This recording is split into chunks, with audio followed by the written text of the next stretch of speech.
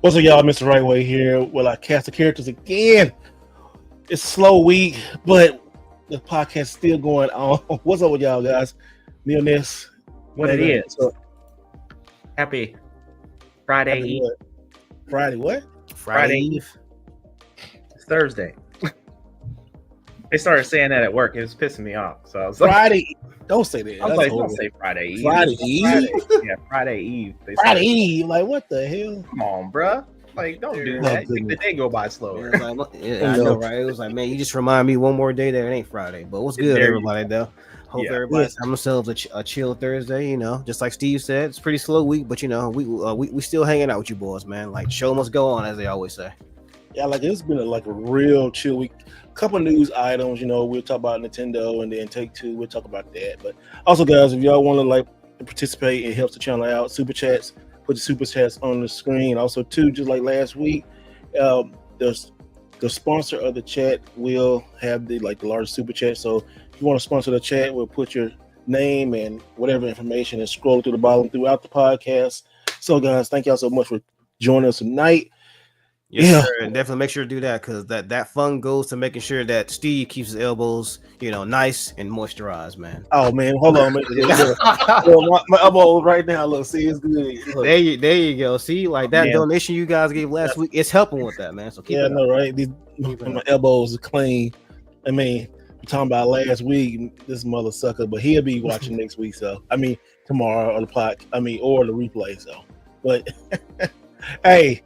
My elbows last week was cold, man. This weather, though, for real. Like here in Texas, like all this. Okay, so it's kind of good though, but like at the beginning of the week, it was like cold. It didn't know it was hot, and then like it was hot all Monday, and then like this fog rolled in like on Tuesday and Wednesday, and it was just like it wasn't cold, but it wasn't hot. It was like just, it was like a crisp. It was crisp. I was like, dang. Then today. Hot as hell again. It's like, what is going on? Like, it's supposed to be 81 on Saturday here, and then 81. Sunday is 54 is the high on Sunday. We're like, oh damn. And then I got to wear my jacket though.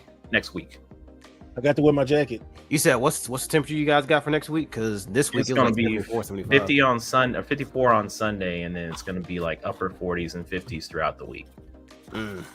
So. Yeah, I'll be rocking the new jacket as well next week for sure. Oh, hey, I got a video coming out with it on. Where the jacket feels nice. I'm glad I got like 3X because that shit look really dope. That shit I'm looking to get one. I really like that. Hope they do a reprint of that jacket, man, because it's almost like an SNK fashion. When they make some, it sells out and they ain't making no more. It's just good point. I wish I would got 2 jackets. I gotta get that. And people were like, "Oh, the jacket ugly." Then it came in and said, "Oh man, this jacket ain't ugly." When I first saw it, I was like, "Man, it's kind of loud. I don't think it's gonna be good." But then when it came in, I put it on. I was like, "Oh, I can rock this." Yeah, I'm like, "Yeah, I can rock this." It's a nice jacket too because it's lightweight. It's the fandom jackets that you can get like from Chalkline and different places. It's kind of like a windbreaker jacket. Yeah, kind of windbreaker with like it's nice. I have a couple of those. I got like a couple of wrestling ones, and then I got a Blockbuster video one that's really really nice. And I just like them. They really nice. And I got the triple X or 3X is because like if I wear like long sleeves or like a bigger shirt or something, it still fits right in on that. And then also too, like it fits really good like on your joints. Like when you bend and stuff. Like sometimes you get a jacket and you bend like, oh, it can't really bend it or do like this in the jacket. It's got a lot of stretch to it, a lot of give. My Street Fighter jacket that I bought, was it 2 years ago? I bought an extra large. Every time I stretch my arms, it's like oh damn, it was it was contorting to your body. Man, it was like skin tight or some shit. Yeah, it's getting ready to add a couple jackets like that. I bought a double X this time, and man, perfect extension, still good. So you gotta make sure you get that link. Yeah, Ness, you like you're saying, when you bring some more content, man, out, man, people waiting on stuff. I know, my bad. I'll actually have some time to work on a couple of videos tomorrow. It's been crazy with work. Hey, y'all, also welcome. I'm drinking coffee late at night, and it don't bother me, but Why? Well, you gonna be wait till like 5 o'clock in the morning? Like what the fuck? No, because my sleep pattern still. Ever since I came back from Japan, like last year, I was like, yeah, that's been more than a year. You still ain't got acclimated back? I That's haven't. weird. That's have not. He never shifted his sleeping patterns. No, he was always working on video content at crazy times of hours. Yeah, I do. I'll work like 12. Okay. Well, if it was so that, then yeah. But like I said, that's I guess you can call it a good thing of being like retired too, because I come and go when I please, you know, like I work whenever, and like I really now I'm just getting started. Like, at 6, I'm like, I'm ready, you know. I've been like that, man. That's what I was telling you, man. You definitely get yourself like another hobby or something like that, like to do outside the house, other than like game hunting stuff. Get back and working out, you know. Get back. And working out. Oh yeah, working out too. Yeah, to do something that will make your body tired, so you know you can catch up on a lot of your rest. So that will probably be beneficial towards you. Yeah, definitely. But if I had more money, I mean, shoot, I'd be traveling back to Japan and everywhere, boy. Shit, don't we all? I feel that. That's a 3-year goal, or a 5-year goal. I give myself 3-5 years before I have a house. In Japan, just a single house by myself, or if I'm married again or have somebody, I want to have a house there and a house here. I just kind of thought at first I wanted to like just move everything to Japan, especially like the beginning of last year. Like, then I found out the difficulty of doing that. Like, damn. I was like, that and the price and the headache, man. Like, imagine having to relocate everything that you got to another country, man. That's I don't envy that, man. Like, as much as I want to live in, I don't envy that shit. Man, I have some friends right now. They're selling their house and all of their stuff, and they're moving to Spain. Mm-hmm. So they're in the process of doing that. I mean, they're older, but you know they're retired and stuff. And Rob.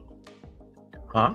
Oh, Rob said he was doing something like that maybe soon. Oh yeah, not Rob. It's family friends. Okay. Yeah, they don't even. I was like, do y'all speak Spanish? Like, like the language. Like, oh, I'm like, okay. I'm like, hey, do your thing. But they found a loft and all that stuff, and they haven't even sold the house yet. And I was like, man, that's a big move. That's a big move. That is visas, and all that stuff. So that's a lot of work. It's a lot of process and time and patience and you know understanding what you gotta do, what you gotta take care of, and all that. So you know, good. You know what? Like, I thought about that doing the same thing though, man. Because it's like you just get older now, and I'm looking like more experiences. That's why I'm always out and driving. Like I said, I'm not weird, but I love to just go out and drive, even if it's the same little loop. I love to drive, go somewhere and stuff like that.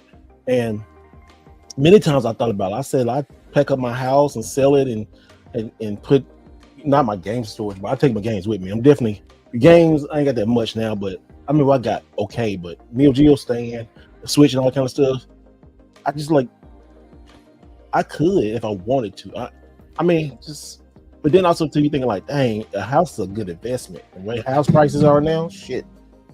Yeah, it's that market, man. Like even when I got this house, it's insane, man. I was looking back in 2018. I was like, man, I should have bought my shit back in 2018, 2019 for the pandemic because this shit ain't fair. Yeah, I shouldn't be having to pay the price I got now. That was my first house. That was the best time to make a profit on if you were looking to sell a house like, in that time frame. Because I think my old realtor sent us like all the ranges of prices being sold in our neighborhood right now. And it's just like, that don't look good. But I mean, it's all because of when I bought the house. And if I had bought it like, 4 or 5 years ago, of course it would, there would be equity in the house, but there's none there. So it is what it is. A couple years, see what happens and stuff gets built up around you. And then you have more stuff because I'm out in the sticks. Yeah, but you're in a growing area like I was, like how Forney is now is definitely how Texas is growing. Texas, like, man, it's growing, bro. I mean, it's growing. It's the biggest. Everybody moving to Texas. Yes, y'all got the biggest state in the country, so yeah, like y'all got plenty of land out there. Shit, there's a lot of people moving to Georgia too. I mean, I wish people stop fucking moving to Georgia because man, y'all stay where the fuck y'all at now because all the stuff is being taken up. a lot of people who's like from the north or the west coast, man. It says stop moving. I mean, they say that in Texas too. Stop moving out here and all that. They say it all the time. It's just like, bro, like especially people who are from the west coast, bro. They're moving over from the west coast while working remote, so they're taking that income and moving over here. Imagine how frustrating that is, like, dude. It was so funny, like the Xbox developer direct, and I'm like, oh, ID Software here in Texas. So I was gonna try to go down that way. Man, they got that building locked down. I was gonna go there and go do some videos and stuff. And but it was cool. Like I'm finding out more video game companies are here. So I'm trying to there's a bunch. It's a lot of video game companies in Dallas. Yeah, the Dallas Fort Worth area. Yeah, so I did not know. Like a lot of like Dallas, LA, like Atlanta, New York, Chicago. Those are the major hubs. Yeah. I keep forgetting that I'm surrounded by so much like video game stuff. Like video game stuff here is really good here in Dallas, and especially in Texas anyway. Like Austin got a lot of great stuff. I think you guys have Activision Blizzard too, if I'm not mistaken. I think the main office is there. Hold on. Is it? We have Funimation's here. Yeah, Funimation's here. That's so great. Funimation. Oh yeah, I do know y'all have that. Yeah. Aqua 2.5, what is it? I think it's like Aqua 2 5000. They changed it to. I myself in the ass for not doing that off the street voice acting thing that they did. Oh, what happened? They do this thing where they allow people off the street to kind of go in and do like voice acting auditions and stuff, and they think you're I remember hearing of that. You should do it next time they do it then. Yeah, I didn't. I'm like at the time I was, I wasn't too focused on it. But I'm like, damn, I should do that. It's like one of my bucket list things to do is like voice acting. I can see you doing that. I really can. He's doing a few commercials here and there. I could never see. I see. If y'all see this right here, look. I got this banana from Donkey Kong Country banana from the Nintendo store. You see it? Okay. I was about to say, was that from Donkey Kong? Okay. Yeah, like in CJ's gaming channel. Yeah, make sure to go follow her. She went and picked one up for me at the store. It was like $20, and she shipped it out. And I just now got it. I don't even know what it's in. Oh, okay. Well, it's nice. Look, but I got paper inside. Wait, to make sure. Oh, it's paper. Okay. It's paper. Like a bag or like a? It's a bag. Look, it's a bag. Like a fanny pack. Yeah. A fanny banana. No, I need to put this in front of me with a banana like that. Oh my god! Oh, is that a banana? Are you happy to see me?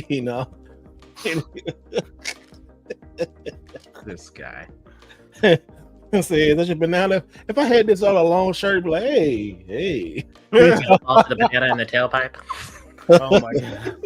Pause. Don't go to my tailpipe. You don't remember that from Beverly Hills Cop? Oh, I remember. It's from the first one. Eddie Murphy's not gonna fall off the banana in the tailpipe. Oh wow! Oh come on! Hey. It's Diddy Kong on it. Oh, that's cool. I like that. Yeah, that's cool.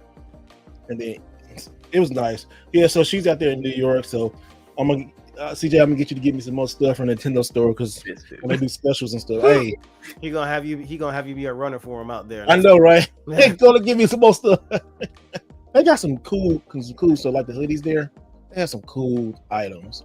And Nintendo going there so nice.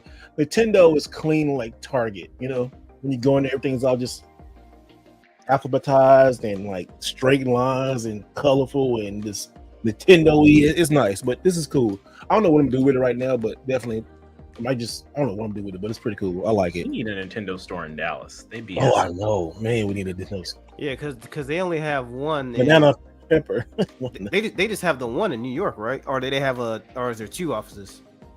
I just know of the one in New York. I think it's just New York. Just New York. Because what? Let me see. California has what? They have the Nintendo World, I believe. Yeah, Super Nintendo World. Super Nintendo World. Okay. Which that store is nice too. Like Super Nintendo World store.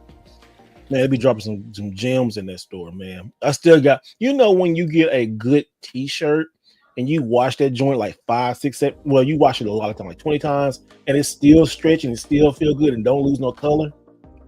Yeah, that's a good solid shirt. Like that Neo Geo long sleeve shirt. I wish I could find another one of them joints. The dog tag shirt I get. Oh yeah. Them like original SNK shirts, man, they're good quality. Like if you get a legit one, they're real good quality. Yeah, Nintendo is opening the store in Los Angeles next year too. Not next year. I think the next 2 years. You know what? It makes me wonder if like the Switch 2 thing that they got going on, if that was their way to see like what markets were really popping to put a storefront somewhere. Could be. Like a test to see like what's the volume and what's the, how many people were trying to, get a ticket to go and check it out. Yeah. Makes me wonder if they were like, hey, you know what? Based off of this, we can put a store here. Yeah. I want to know what criteria they went off of, like when they picked people, because there was a bunch. Random. I was looking at, I was like, man, not even Jeff Keighley got in on one, and he orchestrated one of the biggest game awards in the entire world. So if he can't get in, it's probably random and hot. Yeah, they made it real random. They're like, not even the best of the best is getting in here. You gotta just luck of the draw completely. That's kind of cool though. I like that. It's like it's fair. It makes it fair. Like, did they say they were doing like more or like allotments? Because I know they said if they doing more later. They said if you weren't selected, then you can get in on like a chance to redraw or something like that. Are they still doing that? Yeah. Well, you know what? I'm not gonna be so. So when the playtest is in June or July? They're gonna be doing the direct in April. I think the playtest is in June, if I remember correctly. Or it might be May. Hold on, let me double check. We'll get back to the thing, but whenever that is, like I'm really not. I'm excited, but I'm more excited. Like I want to play it for myself. I don't want to be around a bunch of other people and stuff and like sharing this. I don't mind, but I want like my own experience. Once I get home, play it and do video and stuff like that. Because I was at the first Nintendo Switch event, and man, that was crazy. That was like 8 years ago at PAX, and I actually got in with Xavier Woods at WWE and Chris Danger, and they had to say, he said, come on with me, and I went in there with them. Nintendo had a separate room. They had the Switch in like this development box type of deal, but it was still cool because you could take it out, but it was like weird looking. It's like not prototype-ish, but developer-ish, and it had like little numbers on the side and a screen on the back or something. It was crazy, but it was okay. But yeah, that's when we were playing like 1-2 Switch and Bomberman and Mario Kart, all that kind of stuff. It was really good time. Really good time. That's why I got that Nintendo Switch shirt in. Oh, okay. Yeah. Yeah, it was really good. Well, let's talk about this, y'all. So, right off the bat, as you can see, somebody already ain't gonna believe it, but as you see, Mega talking about GTA 6 delayed to spring 2016, which is yes, sir, it's coming. He says it's not true, but I don't know. But right here, we see GTA fans. It says IGN reporting, and a lot of other places reporting too. It's like Take-Two confirms that it's still coming out this year. Like I said, I really do think so.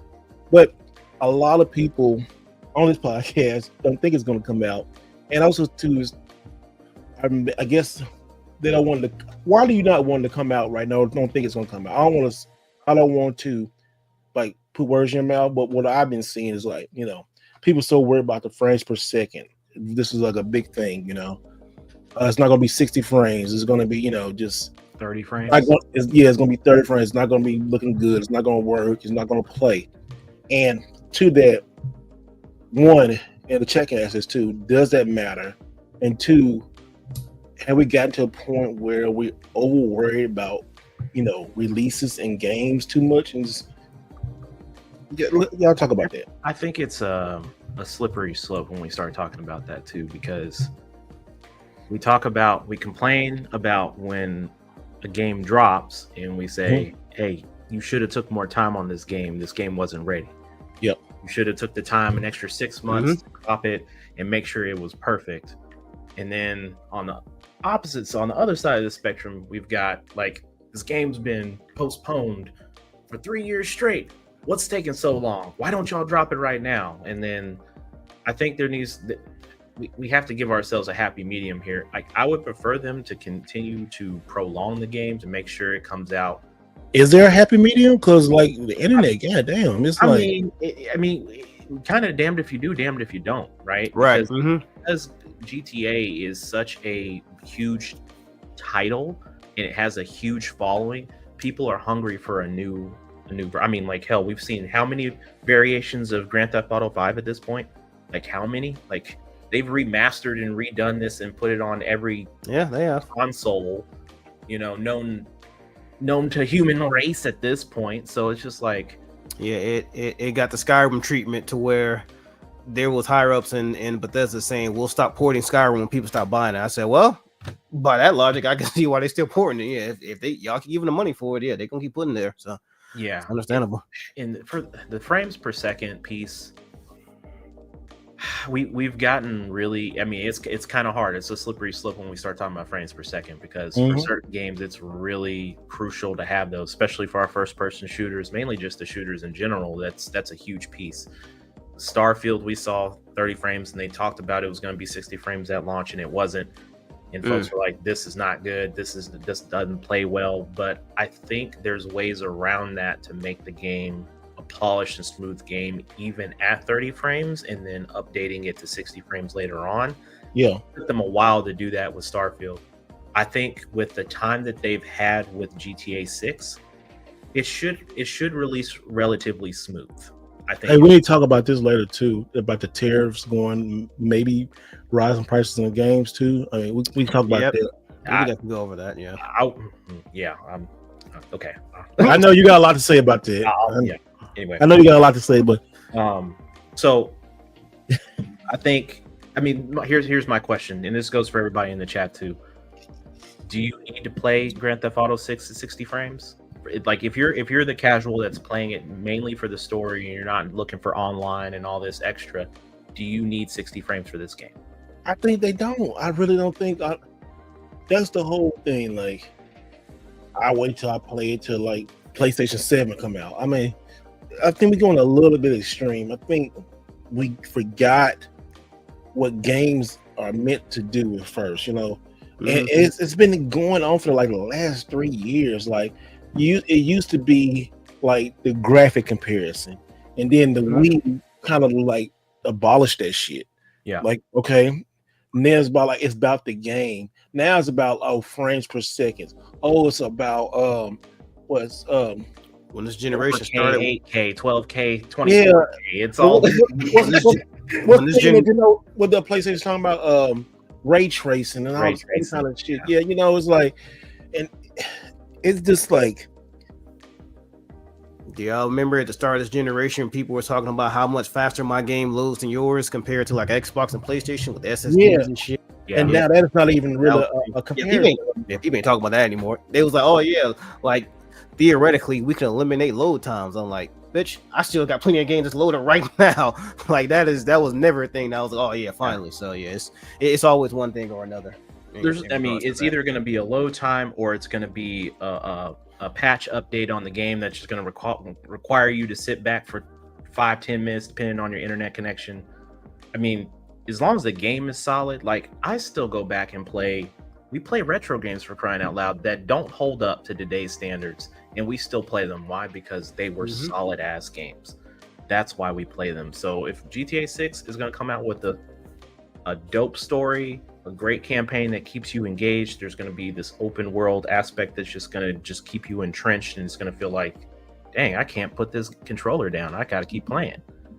I think people just find stuff to like really bitch and complain about, and it's sad. It's like that's one thing I don't like about the internet. Everybody got a voice. Everybody, and they say everybody shouldn't have a voice, but I will say, there's plenty of times where like, man, y'all motherfuckers should be having no accounts, no voices, nothing. It's as bad as it is to say, but like some of y'all really shouldn't be having this stuff. I think everybody should have a voice, but also too, I think people should listen to voices that have some kind of say, or have some kind of merit. Have some kind of merit. And just because you got a blue check mark don't mean you got merit. I mean, like, have you worked in the industry? Have you produced something? How you produce content? Like, I don't know. I'll play devil's advocate there, right? Because I mean, while we have content creators and publishers and all that stuff that are closer to it, but as the average person that's out there, the only way a company or an individual or an entity is ever going to learn is if someone voices their opinions. So if I'm someone that says this game is trash because it's not 60 frames, maybe that person on a technical level expects this. If I'm paying this amount of money, or if I've invested this and this and this into a certain device or something that's supposed to generate something that's going to be at the top tier of the echelon and it's not there, why am I spending my money there to acquire that and play it? So there's a couple of different avenues that you can take with that. So I mean, there's no right or wrong in this scenario. There's going to be one side that's going to say, man, you're BS. There's going to be another side like, you don't hear what I'm talking about here. That's the case. That's the name of the game. But at the end of the day, it needs to come back to the game itself. Is the game good? Hell, it could come out. Remember this? Yeah, the great game. Yeah. Like somebody in the comments talking about Sonic 2. Yeah, Sonic 2. We didn't worry about frames per second with this right here. When most people didn't know what the hell frames per second was back then. So no, we weren't talking about that.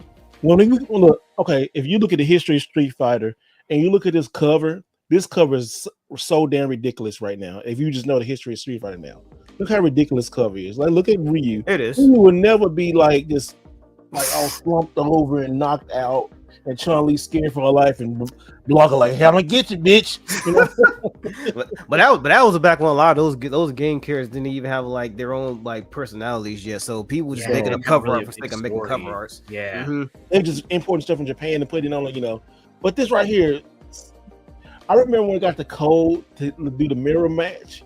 This is like, but yeah, it's just such a good game, such a freaking good game, you know. Like, or Power Rangers. I mean, back then the covers are what sold it. It really. We couldn't. I mean, yeah, you could get a magazine if they were covering that at the time, but the majority of the time they weren't. We didn't have internet back then. We'd walk into a store and be like, "Dang, that looks cool. Let's play it and see what happens." Sometimes that worked against you, though. Shit. Sometimes it did. Sometimes it did. It was like legit, man. Fuck yeah, I was say I gotta ask, like, since we're on like this little mini topic, like, what game did you guys rent or buy where the cover was just absolutely fire, but then you got home, it was like, oh my god, man, this shit belongs in the fire. This shit belongs in the fire. So legit, man. I hate that fucking game. The game, and I paid for that whole too. But my birthday money, I was so mad I wasted money on that damn game. Hey, so good, man. Good question. Let me think. Oh, Snake Rattle and Roll. You didn't like Snake Rattle and Roll? Not really. What? I loved that game. You like Snake Rattle and Roll? I love that game. I used to play that game all the time with my mom. Snake Rattle, I guess it's on NES, by the way, for those that don't know. It's on NES. Oh, yeah, it's on NES. I'm sorry. Snake Rattle and Roll on the Nintendo NES. Another game. It was okay. But Robo Warrior, I talked about the last time. Let me look it up. I think I remember Robo Warrior. Let me look up Robo on NES. It was still kind of fun, but it took me a while to appreciate it. Let me see. Share the screen. Robo Warrior. I'm having a really hard time because all the games I rented, like if this is Robo Warrior, and this is a cover right here, right?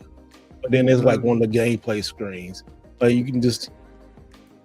It was kind of like Bomberman-ish a little bit, and you had like weapons, and it was okay.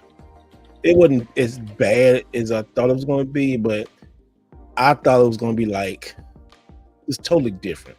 I thought because see, it got like Bomberman elements to it, so. Okay.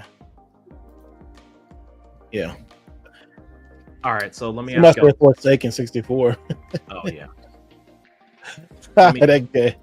Let me ask y'all this question. Superman 64. Oh god, that game is trash. Yeah. I thought it was gonna be good. 60 frames, 120 frames. Let's say the game drops with that. All right. Okay. So we're happy with the frames, right? Yeah. What happens if the story is trash? If you have found something else to complain about. You can never make people 100% happy. Ain't nobody gonna really be happy. In game wise, even some people complain about Mario Wonder, and that game was amazing. You know.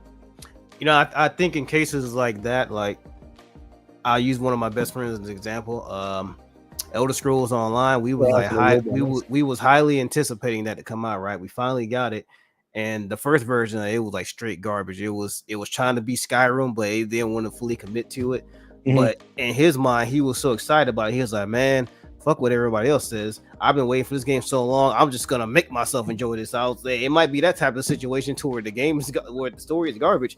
Hey, they'll make their own story. It's like depending on like how much somebody likes the game, regardless of what is negative about it, they'll find something about it to like. What game was it? For him, it was Elder Scrolls Online. Okay. Yeah, when like it's good now, but back when it first came out, it was severely lacking because it was. It was like Street Fighter 5 when it first came out.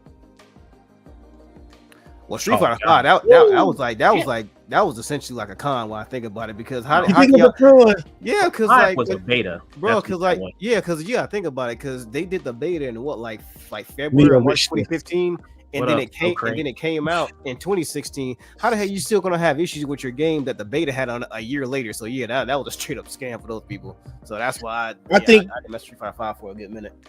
I think that Street Fighter 5 was like that release was like the last people at Capcom before the switch over. Mm-hmm. I think it was. I don't know.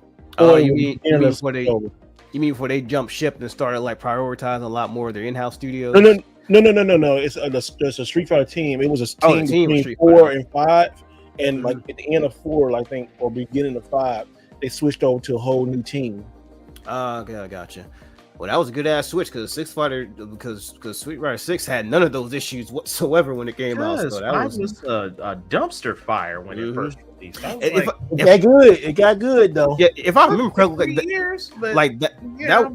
that was the first Street Fighter that they opted not to have an arcade version of it, right? Like they never had an arcade version. No, it was arcade version. Wasn't there? Okay, yeah, because it was like one animated board for each character, and that was it. There was no depth at all, and they tailored it to the fighting competition scene. Yeah, Scripted just strictly that, and then people were like, "Where's the rest of the game?" Like even for me, I was like, "Yeah, this ain't it." No, it was. I tolerated it because I knew it was something that was coming, but like, dang, it was bare bones. It was bare bones. Mm-hmm. It was like, okay, here it is. I'm like, and they released it. And I knew more stuff was coming, but like, God dang, can you give me more? I mean, that should be a whole like documentary. At least Street Fighter 5 to begin. It was garbage, trash. Street Fighter 5 was definitely deserving of that. If they would have went the route of like Super Street Fighter 5, Ultra, and all that other iteration they usually do, like that game was highly in desperate need of that. But they just updated it over time until it eventually became to what it is now. So yeah, I mean. And also Street Fighter 6 is starting to wear off, but them releasing characters like they do now, like last night they just released Mai, and now you got Mai, Terry, Bison, and then it's starting to wear off because like from what I've seen, like it's still pretty hot. But then it came out years ago, so it's a solid game. I mean, you can only do so much. You had a character here this season, you had a character that season. Everybody's played it. I would say Street Fighter Cake said like the Sony forced the Street Fighter 5 release. They wanted to release with the PS4 because they were paid for development. Oh, okay. Oh yeah, that's right. Yeah, because it was console exclusive back then. You're right. Yeah, I remember that. Sony be doing some bonehead shit trying to get the game. That's what they did with Bungie and Destiny, man. When they started, I think they learned their lesson again. That was a dumb move. That was the biggest squander though. Like them purchasing Bungie it's like now they've gone more to the wayside than they were when they was on the Microsoft. They honestly, Microsoft should scoop them up because I'm pretty sure they would have been doing. They would have been in a lot better condition. That is the biggest nowadays bag drop known to man. Microsoft had one of the best first-person shooter publishers out there, and like Bungie brought the whole Destiny idea to Microsoft. Yep, I remember you talking about that. Like Halo would have morphed into that. It could have been so much more, but it was like what it is. Two of the biggest bag drops I've seen, like just in my entirety, just like in gaming, would be when Nintendo stupidly sold off Retro to Microsoft because they didn't do as much with them as they should have done, and then when Bungie got acquired by Sony, it's like two of the biggest bag drops ever. Like they literally just should have stayed with their original parent companies or whoever the majority shareholder was back in those days. Bungie they went solo after the Activision drop. Mhm. So they went solo. I guess it's just more of the funding. They needed somebody with bigger pockets to manage. But I don't know what I forget what their new game was called. It's a not a remake, but a reboot of one of their first games called Marathon. A lot of people don't know what the hell that is. I can't tell. Like I don't get the premise behind it. From the trailers that I saw back in the day, I'm like, it's from the information that I've gathered on it. Apparently, it's supposed to be an extraction shooter. Now, I'm not sure if that's going to like really work like that, because are extraction shooters even really popular like that? Because the only one I can think of that was like remotely good is I almost say Rainbow Six Extraction. No, that shit was dog. That shit was dog water. Escape from Tarkov or something. It's something, but I'm majority cool of them with something new. Like, we got a bunch of battle royales, we got a bunch of that stuff. So if they got something that's slightly different and it's got a different, slice of life, I'm down to try it. Hey, you see that? How far are you? I haven't started yet, but this guy just got it. Now, I ain't started yet, but I went on ahead and got it. Oh yeah. Like from that went on ahead and go. $4. Like, I don't want to hear nothing else until you play it.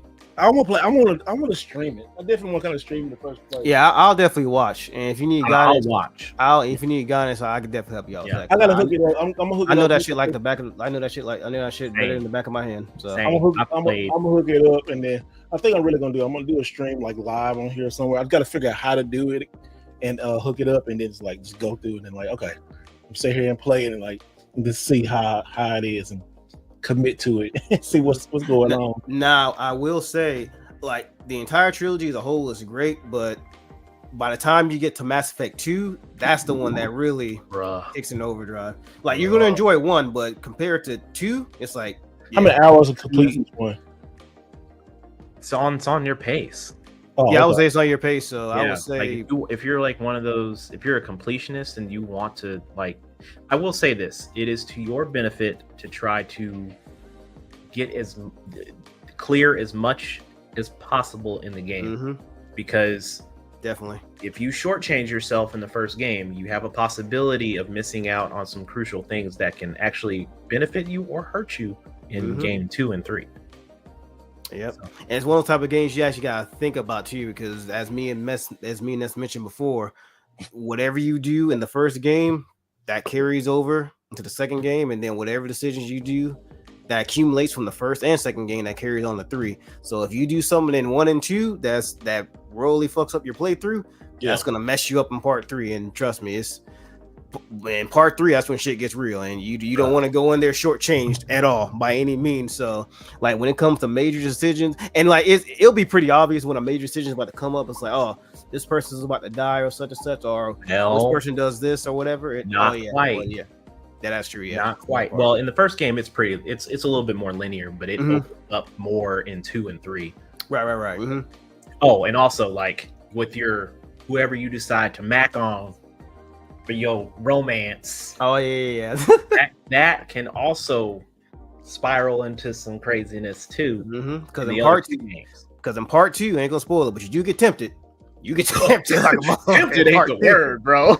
It's like, oh my god, why are you throwing this at wide open? You could be a straight up pimping too, bro. And then in part 3, I can't believe you did that to me. I was like, oh, hold on. Yeah, part 3, they shut you down. They could shut you down real quick. Be like, how could you? Like, oh man. I'm like, oh, okay. Yep. So okay, well, good. Thanks for that. All right, I also do want to show real quick, y'all, that talking about Nintendo, talking about the Switch 2. We'll finally get to know about the Switch 2 on April 2nd. In less than 2 months. Man, look at this right here. Look at this Switch. It looks nice.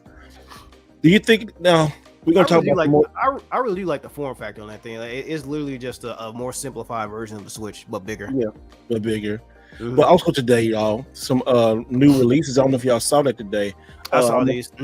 Yes. So then it says like, let's go back all the way to the beginning of it right here. It was saying like more Nintendo patents coming out today, like got filed today. So I'm gonna blow this up real quick. So, and we'll see, can I get there? We go. All right. You should just be able to click on the image, right? Then it. Oh yeah, I know, but it's still for like here, you know. Oh, okay, gotcha. All right, so more Nintendo patents they went public today. That shows what it look like.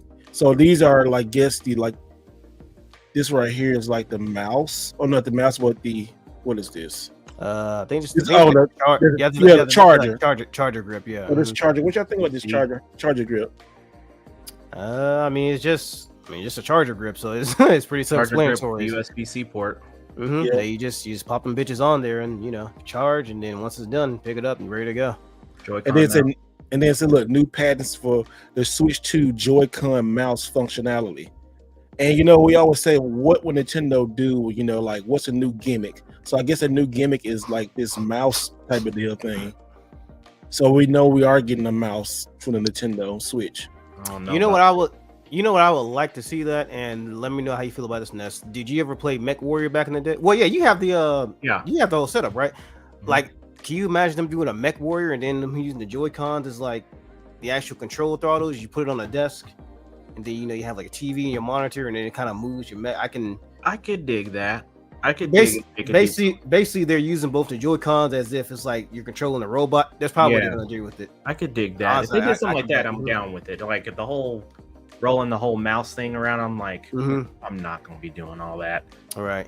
Yes, I'm thinking it's gonna be used in some type of game that involves robots, something like that. Like, that's the first thing my mind went to when I saw that.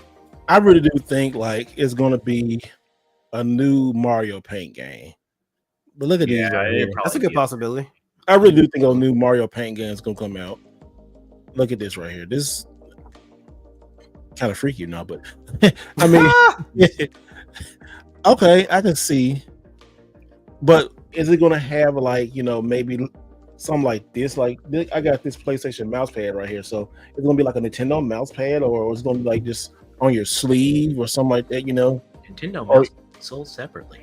I would say, I'm with this on that. Yeah, if anything, like that little grip thing that goes under it, I wouldn't be surprised if you had to buy that. And then it's like, mouse pad accessories comes with the grip, and it comes with the mouse pad, $49.99. Like, goddamn, well, I gotta buy it. So look at this right here. This is the dock. Huh. Oh, the actual innards of the like the magnetic dock thing. Okay. So they slowly dripping stuff out. And then right here it says it also slings like the Pro controller, which they haven't shown yet, will be able to split in half. So this is like a new type of Pro controller. One that you can split in half. Oh no, about that. Look at this. You can split in half and then if he holds upright, it's like he's holding a gun almost. Yeah, that's essentially what it's shaped like. I freeze, motherfucker. Oh, hold on now. Hold on. Hilarious. He says a patent sheet or a page from Nintendo Karma Sutra. Hey, the way those fingers was shaped, it might as well. She like, hey, Nintendo. Hey. It's like those were the perfect finger sizes. It's like right down to the T. One to pink, one to stink. No, I'm sorry. Oh my God! Pause. Let me smell your finger. let me smell your Switch. Make sure it's good. Let me smell your finger. That was Jamie Foxx said. Let me smell your finger. Y'all wildin'. Let me smell your finger. You was with her last night? Let me smell your finger. Let me stop. So we got some questions tonight talking about exclusive. Console is exclusive. And we talked about last week how Xbox now is really not in the exclusive game anymore. Really, they're not in the Xbox or console business, which they're going to make another Xbox. But we'll see how that lasts. by how fast they're moving, but we'll see. Is console exclusives still important in 2025? And I'll start to say, like, I still think console exclusives are important. I think, I really do think it, because it, like you said, we was trying to find the identity of what Xbox is outside the controller and stuff. Like, I really would feel really weird playing Halo on the Switch, even on PS4. I want to kind of like keep those franchises. Gears of War, I wanted to stay on like Xbox, exclusive to the system. Give me a reason to own that system, Like I wouldn't want to see God of War on Xbox or a PlayStation. I'm not PlayStation. Sorry, on Switch. I wouldn't want to play Mario, like Mario Brothers on PlayStation or Xbox. And like, yeah. Well, no, I was saying what necessary. I didn't hear what he said. What'd you say? Oh, I was saying you're never gonna see Mario on an Xbox or a PlayStation. Oh, no, they are Nintendo. If you're talking about exclusives at this point, now that we've gone through all this, new marketing with Xbox and all that, the shared services is going to be mainly between Microsoft and Sony, and then Nintendo just gets the best of both worlds. They're like, hey, we're the big dog here. Just put it on here if you want to partake in some of this extra cash. That's more in terms of what it's going to be. Microsoft is going to send Halo to Sony, and I'm pretty sure in some form factor it's going to go to Nintendo at some point. Did y'all see this too? I didn't even see this. We get back to we don't get right back to that. But I just scrolled up and I saw this right here. Square Enix just announced they will be celebrating the 27th anniversary of Xenogears with a music stream. It said it takes place February 11th at 10 p.m. Eastern Standard Time, which I'm definitely going to tune into that. He said there definitely needs to be a partnership with Monolith Soft for a Xenogears Definite Edition someday. That's crazy. Yeah. And I think we mentioned this one time before when we was talking about which one of Look at this. I'm going to notify myself on that one. I ain't even subscribed to it. I described it. You remember when we was talking about like what 2D games should get that 3D, that HD 2D remaster, and we brought up that. And I was like, yeah, that needs that type of remaster or remake, whatever that quantifies as. So, but the only tricky part about that is like the company that made it. I think. Well, actually, it's kind of weird because the lead producer who made it, he's now with Monolith Soft. Those are the guys who make Xenoblade, but I think the IP is owned by Square Enix. So it's I don't know how that.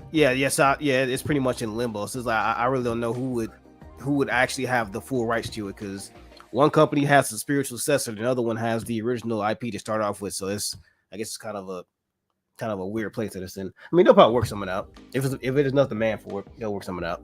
Here's something that and you haven't followed this account right here on Twitter or X, Stealth 40K. Go follow him, got some good information. But look at it right here. Over the last 8 years, Nintendo has published 72 games that has sold 1 million units or more on the Switch. And then he said first party exclusives are still important for moving hardware. Very true. That is very, very true. He said this should increase to 75 with Xenoblade Chronicles Definite Edition and Pokemon Legends ZA and Metroid Prime 4. This record won't be broken for a while. I mean, it won't because we're talking about records. Matter. Exclusive 100%. Exclusives matter. And that goes back to what I was talking about.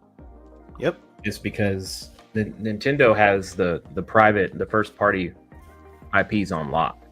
They've been building and molding those games since NES, and those have just grown with us through that entire life cycle of gameplay. So where you have Sony that came in, Microsoft that came in, and they still have some fire games amongst both of them. The problem is that some of those licensing go with other publishers, and some of those publishers go away, and then it goes into this licensing limbo. I mean, look at Marvel vs. Capcom 2 for crying out loud. Look how long that was in limbo for, and we just now got it back. And so you have to go through all this legal jargon, and this publisher did this, and they're going to want their cut, and these folks aren't part of this publisher anymore because they shut down. So there's all these things that go on behind the scenes that for games like, we'll just use Xenogears since we just talked about it. It's in this limbo. The fans would love to have a remaster, but hell, I'd buy it. I mean, I would love an heartbeat. A remaster Xenogears. I'd play it. Yeah. I need to definitely pick up that Dragon Warrior 2 and 3 remastered. Yeah. Yeah, it's a weird and odd time, and we're learning to navigate the landscape of video games, how they will proceed in 5-10 years. So, and I think Nintendo, man, they changing the game, and they always kind of like set the standard. They didn't set the standard doing the Wii U. They dropped the ball doing that, and the game. They fell below the standard. Like, and then was between the 64 and the GameCube, and they really was like on like blinking red and stuff, like on a boss battle. But now they're like number one. They're back. Everybody loves them. Everybody has a Switch and an Xbox or a Switch and a PS4. Or like Cake said, he got them all. Like I got them all too. Like most everybody here, we got them all. Well, I don't have an Xbox no more, but I've seen a lot of people have a Switch and a PC, like the last like or a PC. I'm sorry, PC also too. Yeah, like well, I guess Steam Deck will count as a PC or for me. Oh yeah, as a beginner, like a Steam Deck is like dipping my toe into it. But these exclusives, they really freaking do matter, and I can understand. I can understand Xbox. Want to sell games everywhere. They got to make money back buying all these goddamn companies. But Microsoft got so much money, but it's like you got Microsoft over here, and then you got their little child Xbox, and like you already spent like your damn money for the week. You ain't getting no more. That's how like Microsoft. I look at it, treat the Xbox. Like Xbox is spending money. I'm gonna spend them and get some more money. Oh, mama, can I have some more money? No, can't have no more get any damn money. And like, okay, all right, sorry, we're just gonna do something else. You better sell that shit you already got. I'm like, all right, here we go. So that's what Xbox is doing, They sell the shit they already got. I would say when it comes to like exclusives, because have you guys noticed like the ongoing trend of companies like doing this nowadays? That's horrible. It mainly stems from money. Like good example, Marvel Spider-Man 2, great game, fantastic, love it. One of my favorite games, 2023. Yep. I'm looking at the budget for it right now. That bitch cost $315 million to produce. Now I think of that. Yeah, I'm looking. I'm like, damn. I'm like, I don't even think. Well, I'm pretty sure they made the money back, but it's the fact that they spent that much. Like it's Spider-Man. You wouldn't think you need. Oh, you ain't. Look how much they spent on how much they spent on Encore. Concord allegedly up to $400 million. So yeah. Even more than that. Hey, Mega, going back to that, though. I'm sorry. Going back to that, just think about that. You said how much they spent on Spider-Man 2, right? Mm-hmm. Sony don't want to fuck that up. Especially not with Marvel. You could have messed it up back in the day with Marvel, but not the new Marvel now. Not with the 10 years of great movies, and then you can't like any Marvel property that comes out now. Look at Marvel Rivals. I haven't played it, but everybody's going crazy over that. That's not even Marvel at that point. That's Disney you're talking about. Mm-hmm. Oh yeah, I'm sorry, Disney. You can't F it up. It's Disney that you got to answer to. I mean, look at some of the Star Wars games and publishers that have been out there. They're like, nah, this doesn't fit the bill, and they cut that stuff too. Yeah, they snatch that real quick. If it doesn't meet a particular if it doesn't meet a certain margin within a particular amount of time, they cut that shit off quick nowadays. Like we seen it firsthand. Like with Concord, I'm sorry, bro, that shit 2 weeks. Like I've never seen something. What Babylon's Fall even lasted longer than that. Say what now? Babylon's Fall lasted longer than that. And that was one of Square Enix's biggest flops. Look, y'all, here's another thing. I'm just keep reading on this dude. Like I said, Nintendo president Fukuhara, I hope I said that right, says Switch 2 exclusive games are important to the success. We announced Pokemon Legends ZA and Metro Prime 4 Beyond as titles for the Nintendo Switch in 2025. Since many people play the Nintendo Switch, we would like to release software for it. Mm-hmm. On the other hand, software is very important when launching new hardware. With that in mind, we would like to consider various ways to enable many customers to play our games through the Nintendo Switch and Nintendo Switch 2. All right, that right there. Mm-hmm. That right there, look, through Nintendo Switch and Nintendo Switch 2. A lot of these first games are going to be on each system. Mm-hmm. All this is just him doubling down, saying that going forward, there's gonna be content on both platforms. I mean, it should be that way because Switch is still selling, so they're not good. They're not gonna pull support just because new systems out. But here's the question. Here's the big question: is when we start seeing the side by side comparisons between the two, how much of a difference are we gonna see? Like, I mean, we're talking about Pokemon here. I mean, it's like you're probably looking at frames more in terms on Pokemon because it's more shell shaded anyway, depending on the game. It's not gonna. They can. You know what? For us, it's gonna matter, but I always go back to my nieces and nephews. They don't care. For them, it's not going to matter. But it's not going to matter. And to parents, they're going to come to which one's cheaper. If Nintendo is okay, they bring a new Pokemon game. If the one on Nintendo Switch is $49 and the one on Switch 2 is $69, what you think they're getting? Or they already, I ain't buying that Switch 2. You already got a Switch, all right? And Pokemon still play on that. Oh, you're speaking about it from a consumer standpoint. Consumer standpoint. Yeah, everybody in this chat, everybody who listens to this podcast, everybody who's watching this podcast later on, are going. Maybe 90% of us are going to buy the Switch 2, and we already got a Switch, so we're probably going. Most of us going to double dip, So, but I'm talking about the consumer people who don't like. When you walk into Walmart or people walk in GameStop and sell all the damn Nintendo games, don't care. Mm-hmm. Like, I want the new Switch. Like, okay, like or you got the game for this. Oh, how much is it? Well, we got it here for the Switch 1 and the Switch 2. Which one's cheaper? Switch 1. I already got a Switch 1. All right, here you go. Well, it kind of depends because there's a lot of parents out here that's kind of tech savvy. So if it's another scenario like MK1 on Switch and Switch 2, like they're gonna be like, hold on, I saw some of those videos. Like, nah, want to give me that Switch 2. So it really depends. I don't think so. I think kids suffer through that stuff. As long as they got something to put it and play, I don't think so. Especially like kids under 12. How many parents out here knowing to buy a Mortal Kombat purposely for their kids? Well, then especially on Switch, like it depends at this point because I think that the generation of kids now have tech savvy parents for the most part. Unless we're talking about the parents. I mean, we still have a range of parents out there that are in their late 40s and 50s and they have younger kids. We see that more now too. So there could be that gap. But for, between 6 and 16, those parents know for the most part. And to add to Nessa's point, I remember this was this past Christmas. There was a lot of parents in there. They could have been no older than like maybe late 30s, mid 40s, something like that.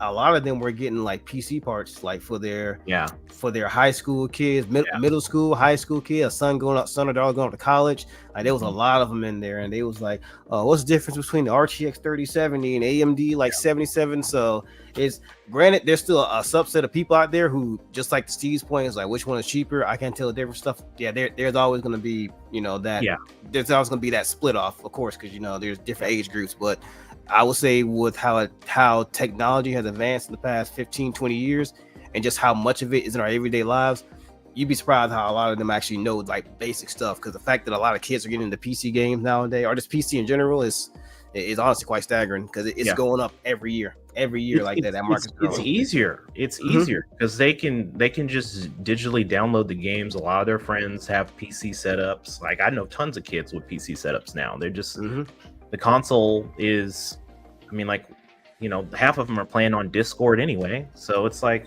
I don't need a live chat or anything, and I can just play it through there. And then also to add to that, what really influenced like what a lot of these kids like going to PC nowadays. And I think that's probably agree with me, like, because your daughter, you said she watches Corey Kenshin, right? Corey Kenshin, right? Damn near every single one of the games he plays on PC, and then she has a PC too, doesn't she? Yeah, she does. Oh yeah. Well, to that, there's a lot of streamers out there like Kaisanat, iShowSpeed, like all those kids, stuff like that. A lot of them play on PC, so that's what all the kids watch. And if you want to Corey on all day, every day, she's like, "Daddy, you dropped a new episode." I'm like, "Dang, girl, didn't you already watch this?" Yeah, and for the most part, if you want to be playing like how some of your favorite streamers are, there's a 99% chance they're gonna. I mean, of course, like console, there's always gonna be a place for that, but for sure, a lot of these kids. A lot of them are most likely going to be moving over to like PC, especially you playing Fortnite. Fortnite's biggest on PC. That's why you see like PlayStation and putting all that stuff on PC. They want that audience. They see the market. This generation, it kind of started halfway through the PS4 Pro Xbox era. You see like these bigger titles that used to be consoles exclusive are on PC. That's true. And that's a good thing. That's a good thing for the industry. It's a good thing for people giving people chances. But also too, you do see like people playing people. Oh, we got a super chat. We can go through that. The streamers, they play a lot before, just like YouTubers. They say play by video games and stuff like this. And thanks for a super chat. It's a Geek Evolution live. Geek Evolution. There we go. Live with Captain Logan. Hi guys. Have any of you played Sonic Frontiers? Yes, I have played Sonic Frontiers. I played actually, well. That was like a day one game. I don't know. I like Sonic games, and I was like, wow, this is like almost reminded me of Sonic Adventures when it first came out, right? Mm-hmm. And Sonic Frontiers is kind of halfway done, but if they keep going in that same, the next Sonic Frontiers game is going to be amazing. But yeah, it was really, really great. Fun fact for me, I played it as well, and actually that was one of the games I had covered when I went to Summer Game Fest 2022, and I got eviscerated online because of some stuff I said about it. Words are hard. But yeah, it's one of those type of games. I'm like, it's not terrible, but to add to Steve's point, yeah, there's a lot of things to where it felt undercooked, not finished in a lot of areas. So, and I pretty much summarized my review as on a good day, it's about a 7 out of 10, but average is probably like a 6 for me, mainly because of just like the content that's in it. It is basically a bunch of recycled old stuff. The open world is pretty cool, but other than that, it's just, you know, I played better. So hopefully they can do better with Frontiers 2. I think that's a good platform for the next game to be, but as opposed to like being like one of the best Sonic games, like hell no, that's not one of the best. But there's people out there who say like this is one of the best games ever made. I'm like, bro, chill. You clearly are like a new age gamer, bro. Because if you were to play like Adventure 1, 2, or hell even Unleashed, ain't no way you fix your mouth saying that shit. So I can see how they say it, because you know, like that's how we was when Sonic Adventure came out. Like, oh, this is the greatest Sonic ever. But yeah, it was a step in the right direction. It definitely was. And with that $5 super chat right now, Geek Evolution. I want to see Geek Evolution, but Geek Evolution live with Captain Logan. I say Captain Morgan. I need some Captain Morgan in my life right now. You already sound like you on that Captain Morgan. I know. he needs some Samuel Adams. Good motherfucking choice, motherfucker. I know. I'm about to say that. Good motherfucker. It'll get you drunk. Bitch. And what I was about to say, he is the sponsor for the chat right now. So thank you for sponsoring the chat with the $5 super chat. If you want to be the sponsor of the stream tonight, you know, you got to get a super chat higher than $5. But right now, Geek Evolution live with Captain Logan or Captain Morgan, which we're going to get some. This guy. Me to Captain Morgan, that was like, it's okay. It's not my favorite, but somebody made some mixed drinks with some Captain Morgan. And it was like, okay, it was. I just don't go out and just buy Captain Morgan by itself, you know. Right. Yeah, that's fairly something you would drink mixed with someone else. Yeah, no, right. I don't personally know too many people take it to the head like that. Pause. But no, yeah, one of those. Take it to the dome, no. Pow. That's a good question in the chat from Cash. Yeah, I know. It's saying like, so serious question on exclusives. What's the difference between Xbox releasing 5 to 6 year old games on PlayStation and PlayStation releasing 2-year-old game? It's really no difference. I mean, it's really no difference. I think it's a perception. I think all the perception, because Xbox have such this negative perception right now because they're in third place and they're buying up all these games. And it seems like from the community of Xbox and even PlayStation, because most of us got everything. This is what I'm seeing. People just tired and like, Xbox, do something. Come on, give us something. Like you promised us something. Like remember that stream that they had, like, oh, coming in 2024, all these games, and none of that shit came out. Yeah, that kind and of. Like, all that stuff. And then when Xbox when PlayStation do something, it comes out, but then people get mad when they put like The Last of Us on PC. So it's like it's both the same argument, but if they do it, Xbox get a little bit more hell because Xbox has disappointed a lot of more people. What I think, you know. I think at this point we're probably looking. It's not an alcohol beverage. Probably to blame to this too, because my thought process on it is thinking like old school, but like Microsoft is at this point they're thinking way out at this point compared to what we're talking about. Like because we already know what the landscape's going to be. Consoles will go away. Only thing from a physical standpoint is probably going to be a PC. I think we still are like 10 years away for consoles being obsolete. 10 to 15 years. That's. I think the PlayStation 6 generation is the last console kind of, I ain't gonna say generation, but I think handhelds are still going to, like, to folks in the chat, handhelds are still going to need a place because just having that stuff on the go is, we always need our on the go devices. But in terms of like consoles at home, nah. It just, the technology is getting to a point to where, you know, cloud streaming and cloud gaming is getting better. Another 5 years, stuff's going to be pretty seamless. The infrastructure is going to be a little bit better from a technical standpoint to where we'll be able to handle that, and we won't have as many bugs and glitches and all that stuff in terms of gameplay. But I could be completely wrong. We could go another 15 years and we could see like 2 more consoles. Who knows? But like the concept of the what they call it, the at-home box, like the actual physical box itself, that's pretty much dying. I think we've pretty much seen like strong showings of that in the past like 5, 6, 7 years, especially with the advent of, you know, like the Steam Deck, the ROG Ally, and like the Legion and all that stuff like that. And have you guys also noticed a lot of these devices are getting smaller too? Like that's one thing a lot of these companies have been worried. They've been worrying about overall power, like electric consumption, like power consumption, and just how the form factor and just how small they get it. So like nowadays, like how these phones used to be big as shit back in the day to carry around like big ass phones and stuff like that to make calls. That's what a lot of priorities are going on now. So yeah, the days of having like a box to sit at home and to just sit there and connect to your TV, it's not gone yet, but I'll probably say like another like 5, maybe 10 years, because technology is rapidly increasing. So I just see them just making things smaller, more convenient. Because a lot of people because especially during the pandemic, man, shit, a lot of people ain't trying to stay home like that. They trying to be out. So, bruh, man, at first I was like, man, I'm Gucci with this. I got plenty to do. I'm at the crib on the game, but then it's like, yeah, you know what? I want to go outside. Yeah, like those first 2.5, 3 years. Yeah, that first 2 years was that first year, bro. Woo! First year what? COVID. Oh, yeah, I was straight the first year and a half of COVID. I was playing about shit. Because I was working from home and I was gaming too. I said, I wasn't working from home, so I was used to going to the office every day. I had structure, and I'm like, you telling me I get to have my office right next to my video games, bro? You tripping? Geek. I'm just gonna say geek. No. Do you hear the news? Because the Switch 2 is physical and digital. Like both, they said they're going to continue producing physical games for the Switch 2. Also, the Switch 2 is going to play all. I think it's all, but I guess 90%. I'll say 90% of your Switch 1 library.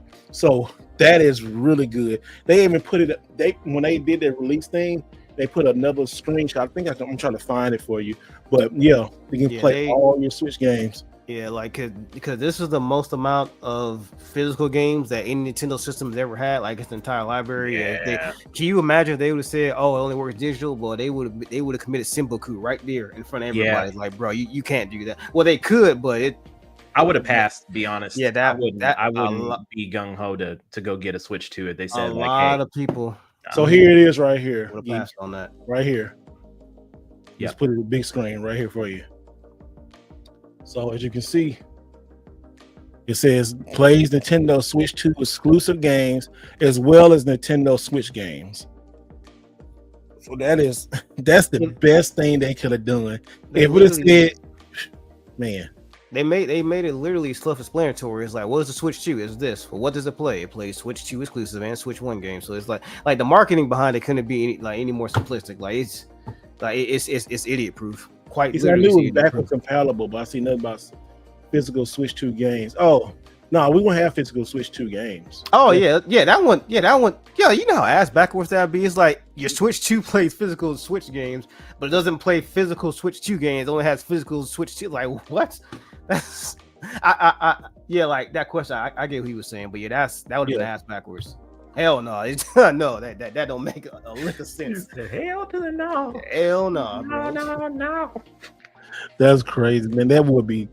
They'll shoot themselves in the foot. They say, "Oh yeah, it's backwards compatible," but we ain't making no Switch 2 games. That all gonna be digital, boy. Yeah, I'd have been like, nope, that's a no for me, dog.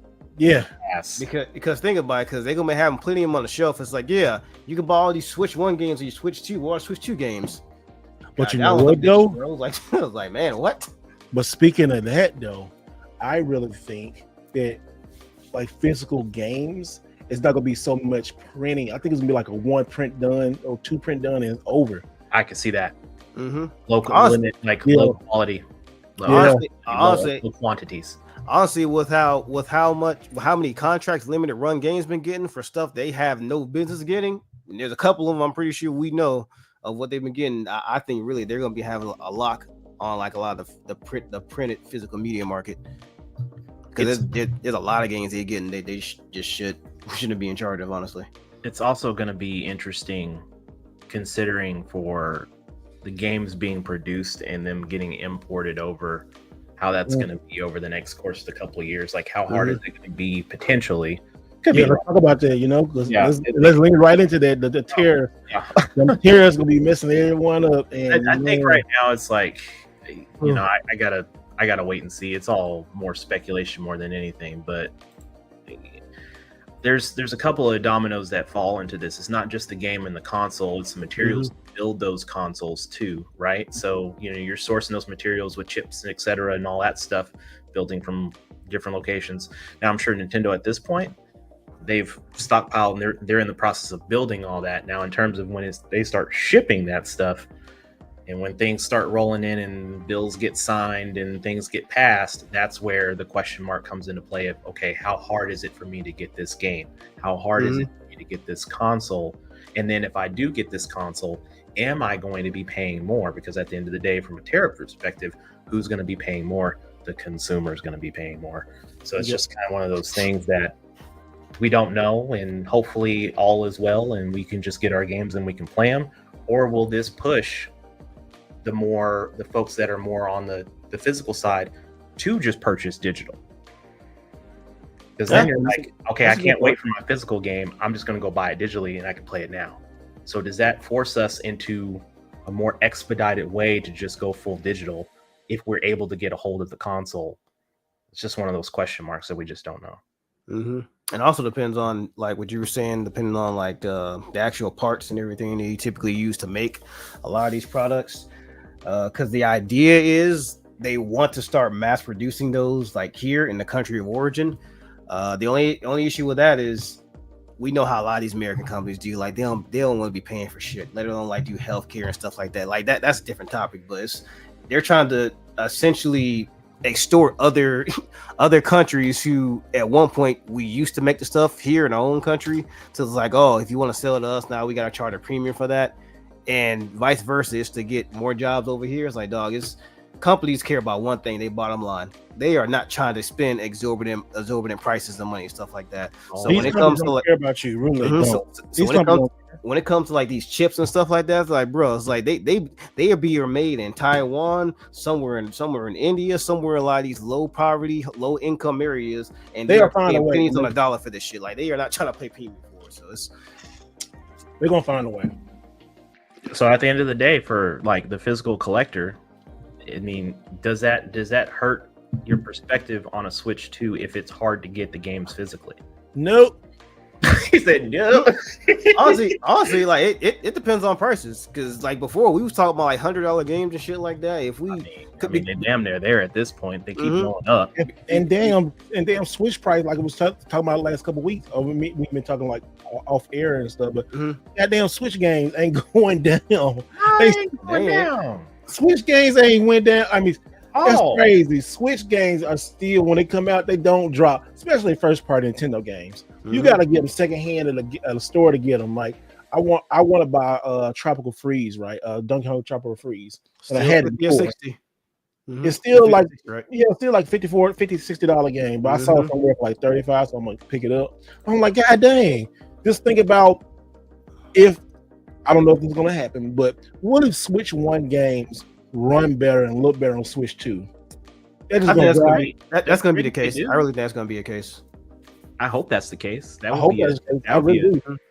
a win-win if you ask me, because you're talking about backwards compatibility. You're talking about a better performance in visual, possibly, on the Switch 2 with some of your classic Switch games. I mean, that's awesome. The thing that I've had in the back of my mind for the longest time, and this goes for across the board, it's not just Nintendo, is why are we paying the same price for a digital game and a physical game? Mm-hmm. Like if we're paying the bill and materials, we're paying the extra that it costs from a consumer standpoint to buy a physical copy because it costs the company something. They got to get their money back. Why am I paying the same from just a digital copy? Yeah, I'm right there with you, brother. Because what generation was that? I want to say it was tail end towards like the 360 and PS3 generation when a lot of people started buying digital games. Well, maybe like PS4 and Xbox One, stuff like that. I always thought, why am I paying the?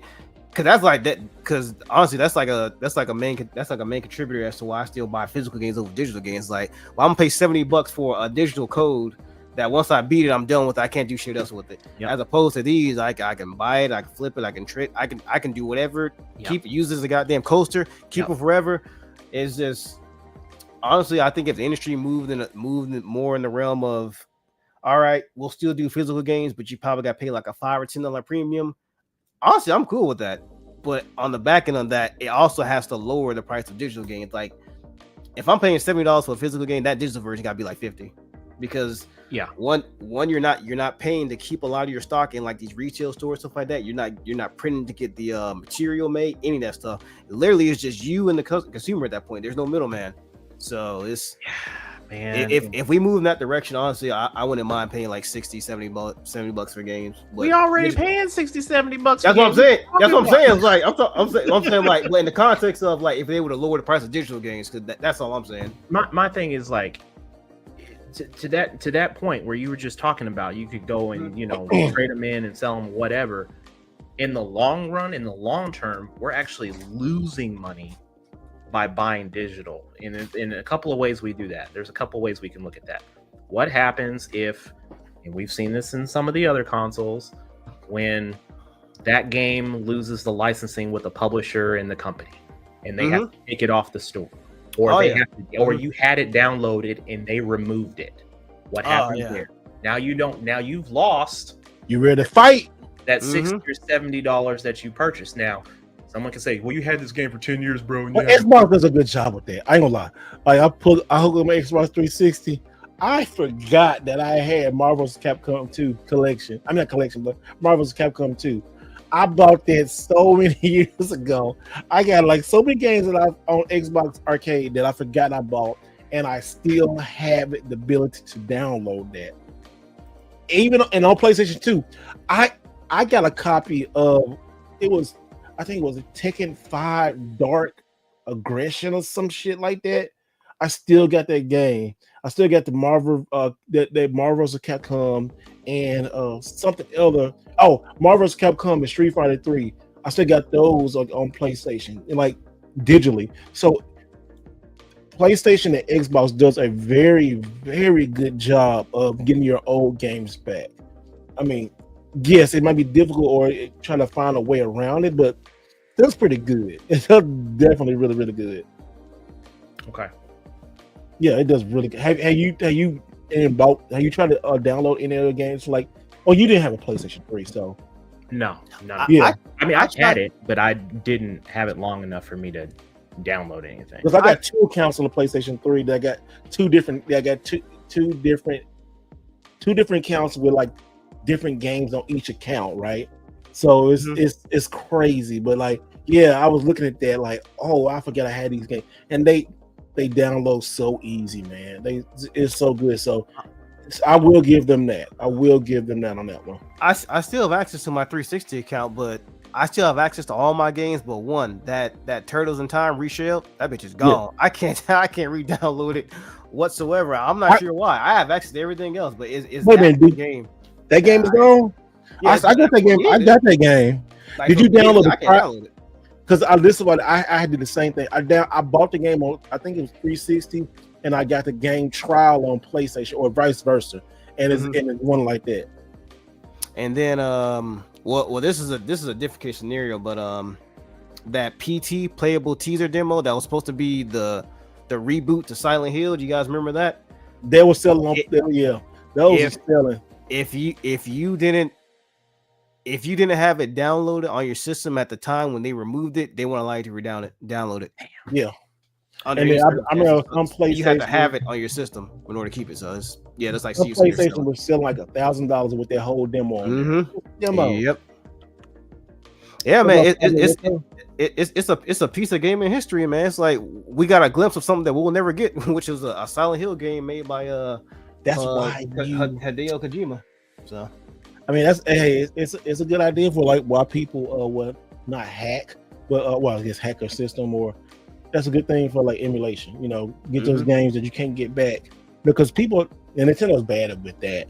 You know, people want to like say, oh, I want these games, I want to give you the game, and then like Nintendo like, and I mean, we don't need the money, like we want the game, and we'll put another game up. Oh, another game coming out too on the Switch, on the Nintendo Switch Online is Wario Land 4. Wario Land 4 is going to be releasing on February, I think 12th. I saw that 12th, 11th, or 12th. So look out for that too. Oh, did you guys see that they announced the Onimusha 2 remastered coming out? I saw that. Ooh. Y'all know why they're doing that now, right? Because of what they showed in the Game Awards. So it's like I promise you, this is gonna be a steady stream of Onimusha 2 remastered. Like Onimusha 2 is getting remastered. Onimusha 3, I'm pretty sure Onimusha 3 that's probably gonna be announced this year too. Yeah. It's like what, like 4 Onimusha games? If I remember I was halfway through 3, right? I'm halfway through 3 because 3 was really good. Because that's my favorite one. That was my favorite one. Because that other guy, what was the other dude that you played with? You talking about the dude from France? Yeah, from France. Yeah. Okay, so I got started all over again, but it was because 1 and 2 I went through, but 3 is like, man. And then what's the offshoot Warriors? Onimusha Dawn or something. Oh yeah, I don't really count that one. That you don't count that one? That's like a fighting game. Yeah, I mean like a true Onimusha game. That was like a spinoff or whatever. But the thing, Onimusha 3, I wish I got the sword too with it. Like that thing is still expensive. The only one I didn't play was Dawn of Dreams, which was considered 4. That's right, Dawn of Dreams. That's right, Dawn of Dreams. I didn't get a chance to play that one. That's the only one I missed. But we seen a lot of old shit from Capcom back in the heyday come back. So it's because I think you and Ness mentioned this one time before in the chat. I think they're working on something, but damn, I need to see that shit this year, bro. Because like the fact that motherfuckers from Ninja Gaiden Camp, y'all got 3 games in 1 year. I'm mad as hell, bro. I really think they're working on a Mega Man, bro. I really do. I know they're working on Mega Man, especially after that damn poll they did to where it was like a poll that went worldwide that pretty much directly asked the fans what games you want to see come back, and guess what was number 2? Mega Man. I said, bro, come on, they asking for it, bro. The people have spoken. Yes, they have. Number one was Dino Crisis. Number 2 was Mega Man, and number 3 was it was either Phoenix, right? No, it was Onimusha. Now we get Onimusha. I know y'all, we do it like don't talk about toys a lot, but if you a premium Bandai, if you want to go, they have they still. Oh my goodness, they having like reissues of like good Dragon Ball toys. Like, look at this cooler right here, the reissue for $90. I always thought Cooler had the best looking villain design. They're doing a lot of 40th anniversary reissues. They're doing a lot of reissues of Bandai. Like, look at T-Week Lightning Sale. Look at, you got Luffy, but you got like, look, they re-releasing that Broly again. Classic Broly. Classic Broly. Mm-hmm. And then this right here, price to pre-order. Goodness gracious. I would, but they don't. I still got my original. I still have my original Bandai figures from back in the day. The you mean the ones that came with like the Super Battle Collection figures? Here, I still. Oh yeah, I got a Vegeta one still. The ones that came with like the green package. Yeah. Here, I got them right here. Cooler was Star J. Cooler was dope. This one. Oh, those. Okay. Remember these? Mm-hmm. Yeah. And a lot of that stuff is in stock. Look at this. They got Jiren back in stock. Jiren was sold out for a while. I think this is the 3rd Jiren. Yeah. This is final Jiren battle damage. Yeah. when he got his ass whooped at the end with Frieza and Goku. And look, and they got the Daima figures in for $35. Oh, and some of the Daima figures are at GameStop. They're like, I want to get them. I need to go and get some of these. These look crazy. I saw Vegeta. They are definitely tiny. They're really tiny figures. Look, they got Ultra Instinct in. Yeah, gotta match the lure of the store. So I'm sorry. That'd be tiny. What's up here? What's funny? What happened? I'm laughing at the chat. Oh. The Dell 18. Let's see. I need bomb over there on the Android 18. Oh, goodness. Oh, you talking about that type of 18? You talking about those figures? All right. I know a guy. He said, "I know a guy." Hit me up in the chat later. I know somebody. He does really good custom work. You got them on your desk, don't you? They're not on my desk, but they're right beside me. I bet they are. If the one of them, what was that bottle that you brought out last night? Steven, you can recommend them a bottle.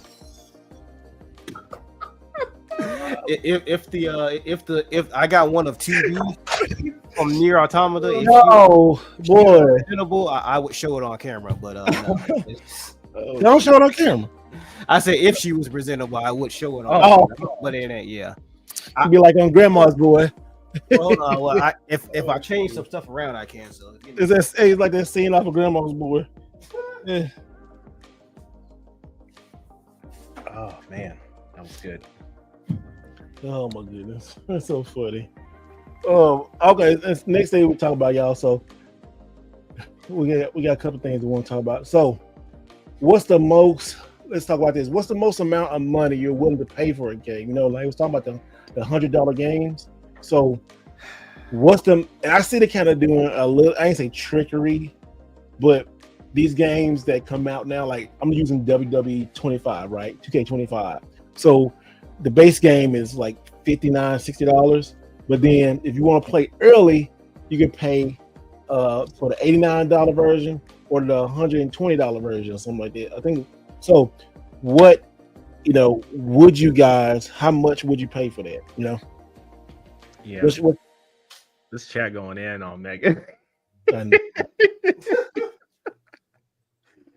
Oh my god! I'm trying to prep it for you guys. No, this dude over here got to put the whole ensemble back on. God dang, I told you, like Grandma's boy. Yo. Some of these were gifts. So you're saying? How much will we pay for a game? Yeah, how much are you willing to pay for a game? Are you willing to go to $100 to pay for a game? Because it's all kind of started with the GTA 6 talk about, right? But now more people are starting to talk about it. Hope nobody trying to will this shit in existence. But so is it going to be $70? We already at $70 games. Are you think going to try to push it to 80 to 100? And then what's the most would you pay? Like some bonus packs and maps and what they're going to give you, There's probably going to be like cars and outfits and houses, and at this point probably most likely it's probably going to be 100 for a mid-tier package for the game, and you'll probably have your base, which is just the game, which probably will be like $69-$70. Man, you all right over there? I am good. You gotta adjust yourself. Get the fuck out of here. I got it set up though, but continue what you were saying to us. He gotta adjust himself over his toys and stuff. They was over there, dropping like a low or dropping like it's hot in toys and something. Oh my god. What? Treasure Retro Games, thank you for the $10 super chat. And he did a great super chat last week. And he's again, he is the streamer, or I said streamer. He's sponsoring the podcast again this week. And congratulations, he just completed his Xbox Platinum Hits collection. God damn, you paid $400 for NBA Ballers. If that game is completely there, we were looking for that game for a while. When I was going for a Platinum Hits collection, I was like, if I don't find this game, I'm done with it. And I ended up getting rid of my Platinum Hits because I was like, nah, I'm not paying $400 for that. But congrats, because that's a hard game to find. And I was trying to find someone slipping up at a game store or somebody's garage sale, hoping I could find it. But that game is very low quantity. So you said that's for NBA Ballers? Yeah. So they did a Platinum Hits version on Xbox, and it is very, very limited quantity. Is that the dude on the front cover? He has like a white tank top and like a blue outfit on or something. Okay, yeah. He's got the car. I remember. I remember now. Yeah. Obviously, I remember the shit. I remember I saw that game one time for like $250. Didn't buy it. I should have bought it, but it was still. I just gave up on Platinum Hits. I'm like, you know what? Because it was so many. It was so many of it. It was great. It was great searching them things down, but in the end, like, I just emulated everything on my Xbox and went to Neo Geo. You know, I always had a negative stigma against like Platinum Hits and player choice and stuff like that. I always felt that when I bought it, that was essentially the publisher saying, "All right, it's no longer full price. Here you go, you broke motherfucker." So I always stayed away from it. Do that. It was more of a me thing. Yeah, the Platinum Hits. The PS3 Platinum Hits was a fun. Like getting all the PS2 Platinum Hits, PS3, PlayStation 4, and missing one from the PlayStation 1. That was great. That was a great Platinum Hits or greatest hits. I still stand behind getting it. Like those are great, especially like the PlayStation 2. Oh my gosh, so many good games. And then like the Nintendo Selects. The Nintendo Selects are great, especially on the 3DS. Great collection. On the Wii, great collection. Those like subset of games are so good. The PS2 like 296 games, and my goodness, them games were great. Oh, it was so great. They're so good. Yeah, I suggest anybody want to go out and do it. I put videos out there. They are out there. Good collection of games. Go and get them. Go get them. They great. So 2K stole NBA Ballers. NBA Street is all the credit to. Oh, NBA Street, yeah.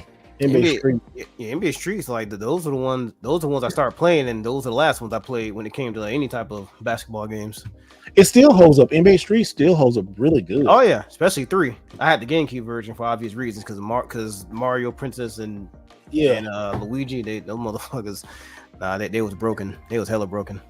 I didn't. You know what? I didn't. Excuse me. Ooh, excuse me. Sorry about that. NBA Street 3. Yeah, I didn't care for it. 2 was the greatest. Yeah. Even 1. I went back to play 1 because I found 1 at Goodwill, and it's still pretty darn great. It's still good. It was really, really good. That shit was difficult. The first one, like after you get to like a certain level, like a lot of characters, that shit's hard as hell. Yeah, it has Stephen Mayberry on the cover. Okay. I didn't like Ballers though. It just seemed like. Oh, do you remember NBA Ballers on Xbox 360 with the Kinect? And they had a basketball. Man, the Kinect version was. Man, I just did not like the Kinect games. It was whack. Yeah, I did like Kinect Adventures. The first game was they kind of worked with Kinect. Yeah, that was pretty decent. Yeah, the what was it? Steel Battalion was trash on Kinect, which sucked because Steel Battalion on OG Xbox was amazing. Somebody said the Lakers are showing up tonight. I'm not into basketball, but I heard that trade was crazy. I was talking about my friend. That trade was crazy. Dallas was thinking right there, bro. They was wilding. He must have did something in Dallas or something, or they just didn't want to pay them. The Heat traded. Oh my God, who'd they trade? Is your wife a big basketball fan? College, but no, she's more football. She likes college football. So she likes to go to all the games and Big 12 conference and stuff like that. Her and all her homegirls go to like a lot of college football games. It's crazy. Because I was thinking like, what she thought about this trade thing. Now she doesn't follow it. Like she's really mainly college, and then if we talk about sports, I mean, like hell, half the time if we meet somebody new and somebody starts talking to me about football, I'm like, you talked to the wrong person. You need to talk about her. She knows stats and all that. And they be like, damn, like you don't like football like that? I was like, Nah. Follow basketball. I follow basketball. It's just more my game. So, you know. But that trade. So what you think about that trade?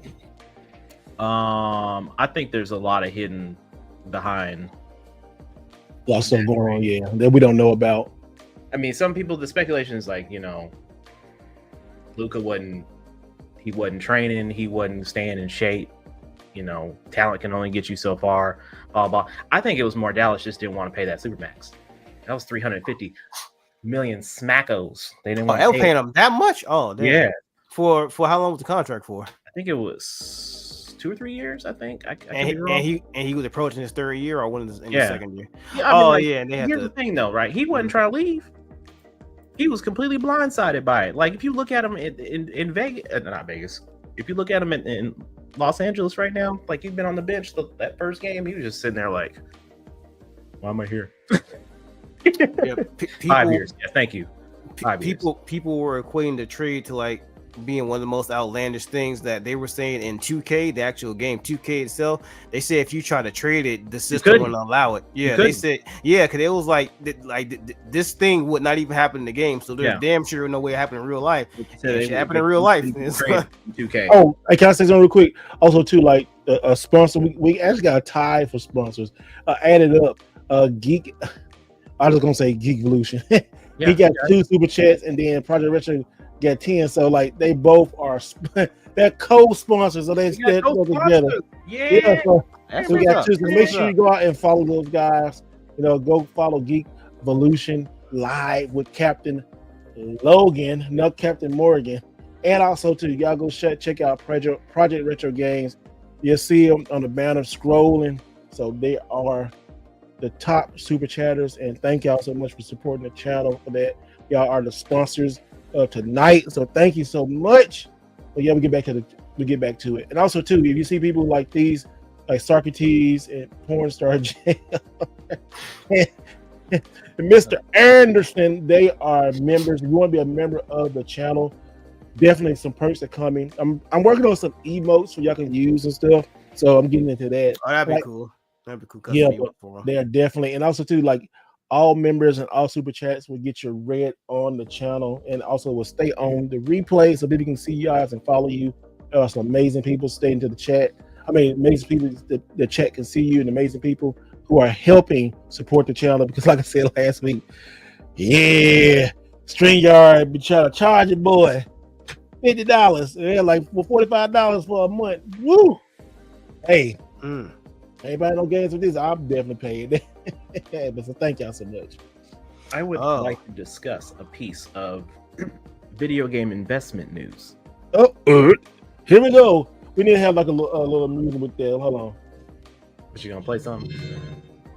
What was that? What was that? Oh, the Zelda thing. Okay. Yeah. Video game investment news. Video game investment news. We should do like some cutoff segments during this podcast. We should so do that. Yeah, well, I'm gonna also to y'all. If y'all think of some sound effects I need to add to the board, because I'm definitely gonna add some more to it, and that'll be perfect. You know, like I got this one. They don't work no more. I got this one. I got that one. No, we can't hear that. We gotta do it. That was kind of muffled. Yeah, we gotta figure out how to add it in software. You can't hear that. We can hear it, but it's muffled, so you can't make out what he's saying. Yeah, we can barely hear that too. Mm-hmm. Okay, well I'm about to work on this, but still, definitely. He said, "Get a cha-ching on there." No, I'm just. Oh my god! Like a money ching, like cha-ching. Oh no, nothing like that. You don't need that. No, so okay. Roblox, right? Mm-hmm. Okay. Oh, you were talking about. We all know about Roblox at this point. Any of our kids, our grandkids, our nieces, our nephews, our little brothers, our little sisters probably play Roblox. Well, today they saw a huge dip in the stock market today. They were at a high this morning of $75.68. The hell? Wall Street didn't like their guidance in terms of what their future state was, and they dropped and dipped all the way down to an ugly $51.73 when the market opened. Yep, I'm looking at it right now. There's a huge drop. and it was a 31% decline on Roblox stock. Now, we did see a little bit of a rebound throughout the day, where it settled in at the end of the day at $67. So, what does that mean? In terms of a technical perspective, let's just be on the watch out for those that are into investing. This is not technical advice. I am not your financial advisor, but if you are looking for quick stock picks, maybe you wish to invest in something, I would do your due diligence and look in buying the dips on Roblox, just because they have grown year over year for the last 7 years in terms of players joining the platform. They continue to grow. It has not declined in the last 7 years. So they are continuing to add players to the Roblox platform. It is definitely a company that is not going away. It is something that I am looking at. So I thought I would share that one potential tip for those of you out there. So if you are investing, do your due diligence. Never trade with money that you're not willing to lose potentially in the markets. And that is the end of today's segment. Thank you. And to add to that, that Nessa's views and opinions does not reflect the podcast as a whole. You got to make sure to put that part in there. Yeah. People like, how dare you give me this financial? Hey, that's why I prefaced it. I'm just throwing it out there from my speculations only. There you go. And just in case somebody else try to loop in, was oh well, he was on your podcast. Like, nope, I just said it right there. It does not reflect the podcast as a whole. Podcast. This is just my own words, my own due diligence. And if you try to blame me, I'll block you. He's like, I don't know this mess. I thought you about to say if you blame me. I thought you about to say if you blame me, I'll sue you then block you. Like, damn, like, now we really about to do some financial shit. That too. I'm gonna sue you then block you. Nah, I ain't waste no time on that. People just they get mad over some silly stuff like that. How dare you try to tell me to make some money? You'd have known I was full of shit if I'd have said something about EA. I'm like, oh, you already said shit. Yeah. Was it your first shit of the night? Yeah, I told you I wasn't gonna have much. Oh no, you have one shit of the night. We should have like a shit. Like, I'm not telling you what to invest in. I'm just telling you what I would invest in. Yep. No, Mega already knows what I'm investing in. So yep, he already knows. So Mega, you share this with the group, and I'm gonna share this with the chat. So Game Pass is going up, and see, I guess I haven't had a Switch. Yeah, there was talks on the I haven't Xbox for a while, so what I gotta look at this. Game Pass is going up. Let me pull it up on my end. I gotta check this out. And also, the guy is so they say yes. Microsoft announced a price increase that went into effect last year, right? Yeah. Mm-hmm. So is it going up again from last year? Let's see. Where did I? All Xbox games confirmed. Xbox raised. Well, no, that was 2024, man. Microsoft plans price increase for Game Pass in March 2025.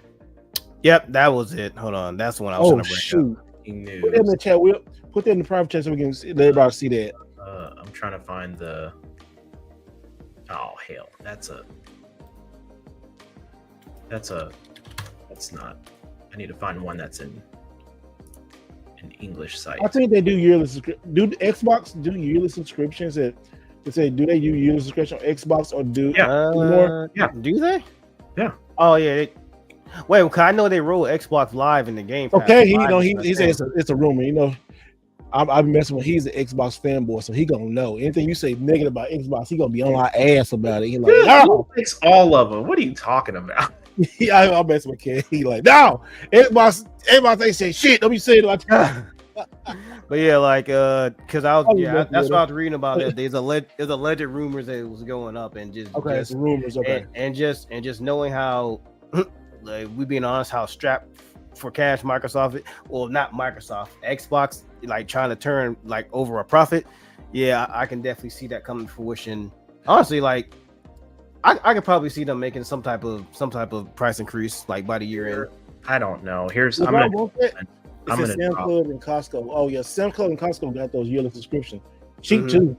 I'm gonna drop a link in the chat here. So drop in the private. Yeah, I did. I see it.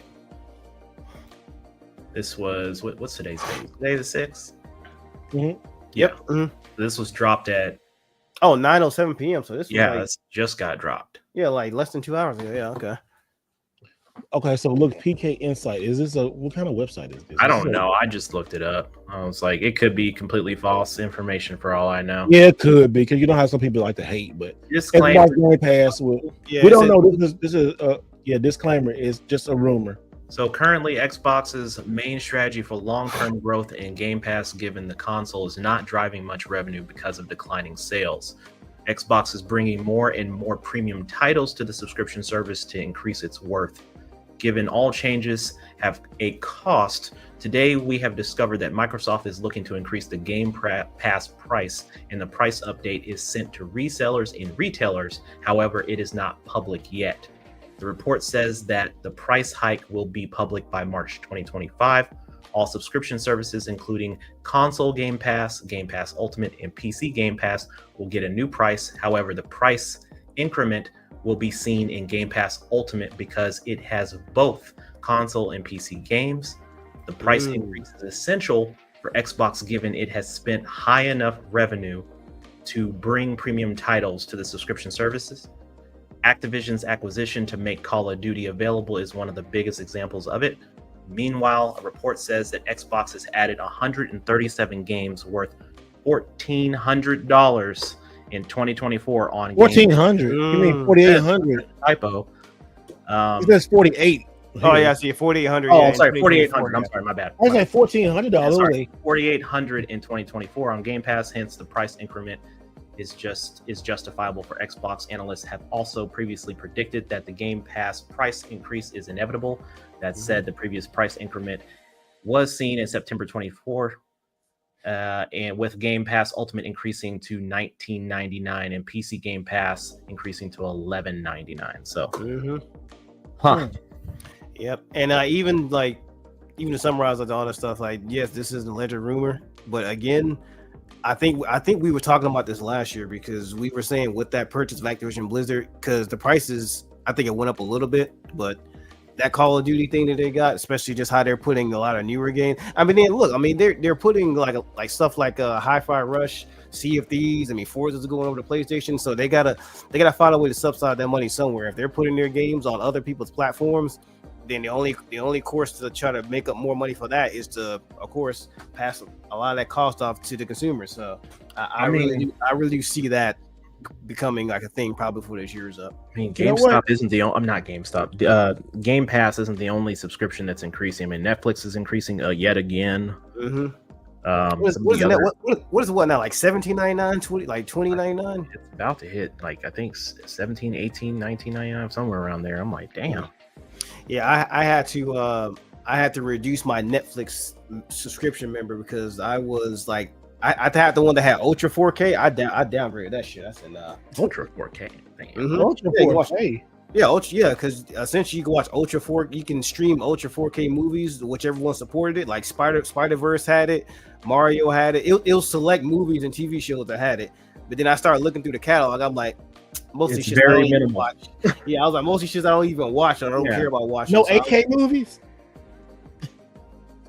I wouldn't be surprised if they do some type of 8K streaming.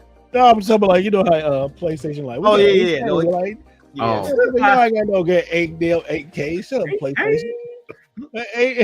They put the 8K on the box when the PlayStation 5 first came out. Yep. Yo, we got 8K. Nobody got no 8K stream, but they removed that shit. They removed that shit even before the Pro came out. By the time the Slim came out, they took that shit right out the box. They said, we can't do this.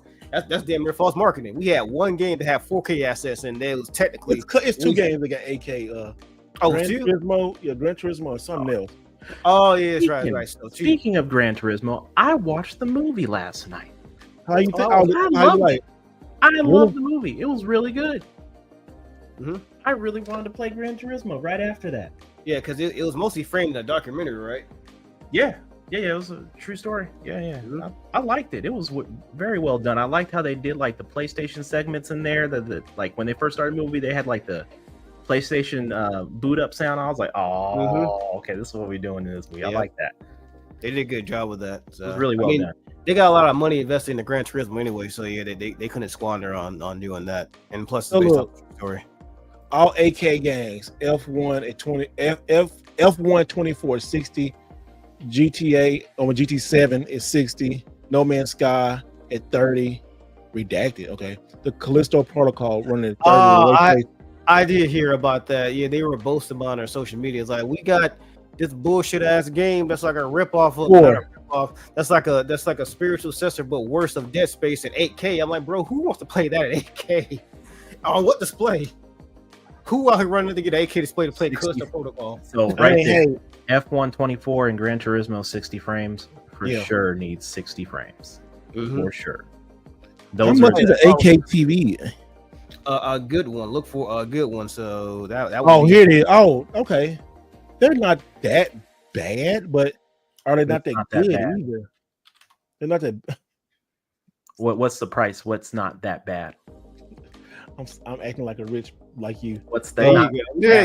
He in that mindset. He's all I'm acting like nuts. So yeah. Well, no, like no, he ain't acting like me. No, I TV, bro. $2,000 right here.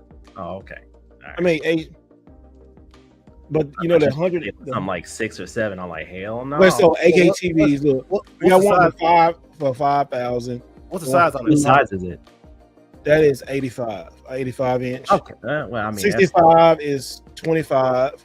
85 inches. What the hell? Like who the a 99 inch 75 L. Oh, no, that's 75. It's a class 99. That's 75 inch though. But a lot of these TVs don't look that great. Like the mini LEDs and these new LEDs. They do they got any that's like around 50 inches, 55? Because no, they don't. Because I don't know too many people who game on anything over like a 55 inch or 60. I don't see none. Look, none of these right here. Look at this $10,000 TV right here. This is an LG OLED 8K. Now this is a badass TV. Yeah, it's a 2023. It's a 2023 model, and they're still selling it for $10,000. That's but it's an OLED though. OLED, you ain't gonna get better than that. It's a class Z3, so that's why that's expensive. The reason I know because I'm heavily in LG TVs. The class Z, I got a CX behind me. The class C and Z, and I'm just hella expensive. Mine is a 2021 model. And it's still going for like $1,000. I got a 20. I think I got a 2020 OLED still, and it's still banging, man. OLEDs are the best TVs you can get. Yeah, the game on, yeah, absolutely. And the one game that made me realize how beautiful it was Mass Effect 2. The reason I say that is because you know this when you go to the overworld map and you watch the I was like, damn, bro, it's like I'm looking at the stars, bro. It's nothing but pitch black. I love it, bro. Y'all gonna make me do another playthrough of Mass Effect while we playing, bro. Bro, if you have AK, I mean, do you have a not AK? Of course, you got a fucking AK. Do you have an OLED? That's what I meant to say. Do you have an OLED TV, Ness? He did. I really don't. He did his 4K. I know both TVs that I have upstairs. Bro, get you whenever you. You got two 85-inch TVs. No. You got one. Bro, you need so the one in my game room is 75. One in the craps room is the one downstairs is an 85. I thought. Yeah, that's not my TV. Oh, okay. I was about to say, man, if you that's can my TV, that's White's TV. If you play Mass Effect on OLED, bro, that shit will change your life, bro. I couldn't believe. I'm gonna play it.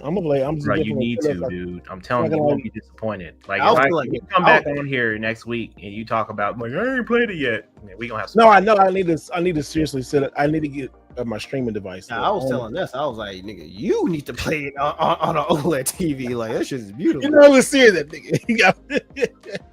I was like, you need to play that shit in an OLED. Whether it be like monitor, or a TV. The remastered, like you got a really good. Yeah, Uncharted 4 do look really good on OLED. Yeah, for sure. But you were saying, what about Mass Effect? I'm saying like he gets to play the remastered version, right? So he gets to have everything bundled in. Like we were getting DLCs kind of ghost dropped. Back then we didn't have to pay for DLCs. We were getting DLCs for free, minus one. I think Mass Effect 1 had one DLC you had to pay for. And two did it? Two, because you had the Shadow Broker DLC. Yeah, layer the Shadow Broker and then the Arrival. Yeah, Shadow Broker DLC was fire, son. Oh my god, that was such a good DLC. That was back when DLCs were actually of quality and they knew what the hell they was doing. Quality, bro. That was such a good storyline. Oh my god. Yeah, I'm about to start it up. Oh god, yeah, when I say one of the games, you can beat that shit like 10, 15 times. You get enough people to talk about it. Say, man, I gotta play it again. Again, I you know what? And I've still only played Andromeda once. It's only worth playing once. Yeah, I understand it. I really wanted to go back and give it another playthrough, but then when they said they were shutting down the studio, I was like, okay, well then I'm done. If y'all give up, I give up. And they said they were cutting all DLC that was relevant to the Quarians. I said, well, that's one of my favorite races in Mass Effect. I said, I definitely ain't playing that. Yeah, they said if you want to figure out what happened to, because there was a reason why they didn't show up in Andromeda. And they was like, you want to figure out what happens? Too bad, bitch. Read the book. I said, bro, I ain't reading the book. Ain't got no pictures in it. What do I look like doing this? Ain't got no pictures in it. You said you gotta have a picture book. For that, yeah, I had to have a picture book, bro. I said, ain't no damn way. I need my lines so I can color in between them, bro. This man mad about he wants a picture book. He said a picture book. You said, a picture book. A picture book. God damn it. You know you from the South when you say picture book. I'm a picture book. Imagine you playing. Imagine you coloring book. This motherfucker said a picture book. Imagine you playing like this super enthralled RPG, and they say if you want to read the rest of the story, if you want to see the rest of the story, read a book. I said, oh hell no. He could at least said like manga or something. This man said this ain't picture book. I need a picture book, bro. A picture book, boy. Everything, blah. I'm a very imaginative person. Oh, I need my pictures. And that's another game that I've been waiting on to see what they're doing. They gave us that little teaser, 2 years ago for Mass Effect, and then it just flatlined. Mm-hmm. Well, Radio Silent. Honestly, I don't know why they did that because that was before they even showed that Veilguard game. So I'm like, bro, like that game was Mass Effect at that point. I knew that shit was at least like 5 or 7 years away. So I'm not even sure why they showed that. There's news on it. On what, Mass Effect? Yep, and it got dropped 15 hours ago. What about Mass Effect? Let me send the link for this. I'm pretty sure it's bad news. I think I know what it is. Yeah. Yep. I know exactly what it is. See, without even looking at it. Hold on. It's always the games that I just really enjoy. They just never can get it right. I don't understand. I know, right? Links in the chat. Let's see. Uh-oh. Yep. Oh, I thought it was. Yep. All right, chat. Here we go. Let's all read it together. And hence, this is why EA never learns their fucking lesson, bruh. They never learned their lesson. Trash, bro. Just right, here we go. I gotta Reese. Yeah, I read that and I said, I'm not Notre Dame. Here we go. I'm not Negro Dom, so I can see the future, but that instantly made me be like, yo, the next Mass Effect gonna be garbage, bro. Yeah. I can already EA raises concern about Mass Effect 5. It is a service. All right, so EA, and very upfront about how it was disappointed in the performance of Dragon Age: The Veilguard. Yeah, well, we already know about that. Mm-hmm. Where it only got half of the players that the company wanted to see, but this week its explanation for why it believes that happened is baffling and should very much concern potential players of the up-and-coming Mass Effect 5, possibly BioWare's last hope as a studio. The reason being is that the lesson learned from Veilguard, according to EA CEO Andrew Wilson, is that the game did not have live service aspects. I hate live service. That motherfucker needs to be fired. I don't like calling people job, but I need to fire that too. A genuinely stunning take. Here's what he said. In order to break out beyond the core audience, games need to directly connect to the evolving demands of players who increasingly seek shared world features and deeper engagement alongside high-quality narratives in this beloved category, Wilson said. Why is everybody trying to be fucking Fortnite? It's not even... Like, honestly, Fortnite popularized that though. I mean, Fortnite got it good, but then everybody trying to do this games as a service. Like, motherfucker, just give me a game. I don't need no service. Really, who they're trying to imitate? They're trying to imitate Rockstar with Grand Theft Auto 5. Like, that's who everybody really wants to be. You can't do that for every game. You just can't. Like, clearly, what's gonna happen to Concord? It puts me in a hero shooter live. The first game, the first series worked. Like, we don't need an open world game for everything. Like, if you want to do it for based off of the bones of the trilogy of Mass Effect, fine, do that. But people are scared. Open world thing that then it's just all microtransactions galore and all this nonsense. You're taking away from the very roots of the game. Like, come on, bruh. Like, what are we doing? Look, So now, what was that fighting game that got canceled? Well, not canceled, but it's, multiverses. It's going down. It's going off. They shut it down, but now it's going to go offline. But it's going to be this offline fighting game like it should have been. Mm-hmm. People just well, like the thing with that is I can speak to that. What really screwed them over with that is when it first dropped, it was in beta. People loved it, like it was doing like some really, really big numbers, but they dropped the ball when they said we're taking the game offline for a year, we'll come back later. That's what killed it. They sealed their fate with that. With multiverses? Yeah, multiverse. Yeah, because originally it dropped in like 2022, like spring or summer 2022, and then it stayed up for about a month, and then it was like, yeah, we'll be back later, and then it came out a year later, and people was like, yeah, it's too late. At that point, it was way too late. It was beyond late, and that's what really screwed them over because there was so many more Smash. Because it came out because it fully launched in 2023. You know how much shit that we got in 2023? We got a lot of good games in 2023. So it's like you fighting for all that competition, even if it's free to play. But we'd already had Street Fighter 6 by that point. Tekken 8 was coming out this year. I mean, last year at that point. So it's what y'all think what Tag said? He said they want a Fantasy Star style Mass Effect. I see nothing wrong with that. If he's talking about Fantasy Star Online, yeah, online, and that didn't really. I mean, it did good, but I mean, that was back then. That was like one of the first of its kind in a way. The only thing that will kind of mess that up is in the name itself, Mass Effect, meaning all your choices in the game have sweeping masses of Mass Effect on the entire narrative. So how do you do that? In almost like an MMO setting, you can't get what I'm saying. It's like there's only so much you can do to shape the narrative as the MMO. So it's that's kind of weird. If we're thinking of it from an MMO standpoint, kind of like how SWTOR was, right? So Star Wars, the Old Republic, the MMO version on PC. They did a okay job. The story was good. They did an okay job with doing that storyline, but what happens is you run into that seasons thing. Yeah. Right? You run into that, like to where like you've got 3 or 6 months or whatever long time frame that you have that they built the story up, and then the rest of it's just this open world aspect. I think that takes away from the roots of Mass Effect. Now, some people may say, hey, I would prefer to have it this way. Me personally, what made Mass Effect so fun is it was an intimate play time for me, where I didn't have to worry about everybody else and all these world aspects. If I wanted to go to this search and find things and defeat enemies, I could do that. I think we're seeing too much of this overcorrection in the industry where everybody has to do a battle royale. Everybody has to do this open world source thing. Like, these games work, and perfect example, why are we remastering them if they don't? If they're not good enough, why are we remastering them? That's my thought process on it, right? That's a good question. I mean, that's a good. I agree with that. I definitely agree with that. Because, like you said, if they're gonna take their time to remaster a game, they know it works. It works. But also, too, I see on the other side of the coin is, go on, honey, take a chance. Like,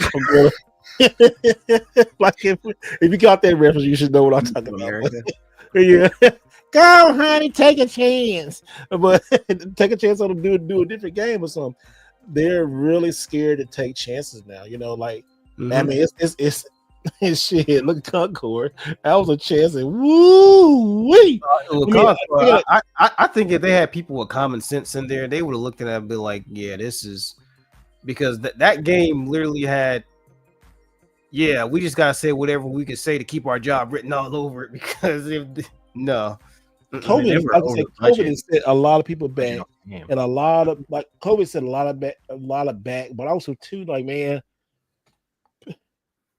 like I said, people are kind of scared to take chances because, like, you take the wrong chance, and it's so political now too. Like, you put, he said this in the game, I can't play it now. Oh no, they got somebody playing this. Oh no, gotta be worried about that stuff, about people getting offended, and it's it's crazy kind of is because you take a chance and whole studio gone if the game don't work out, you know? Yeah, man, because like add in with new IPs don't do as well as they used to back in the day, and It don't. two, just like you were saying, like depending on how much money you put in the game, and if it's your first game or even if you're a seasoned studio, one game can fuck up your whole livelihood, man. Hey, Like, Astronaut took a chance and look what happened.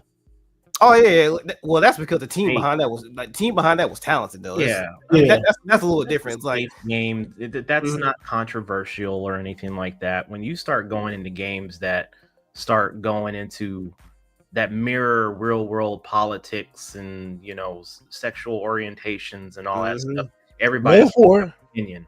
Like, I mean, when Mass Effect came out, that was like when we were like, "Yo, you can get down with." Oh, okay, all right. I mean, I heard about that about Mass Effect, and people still did it.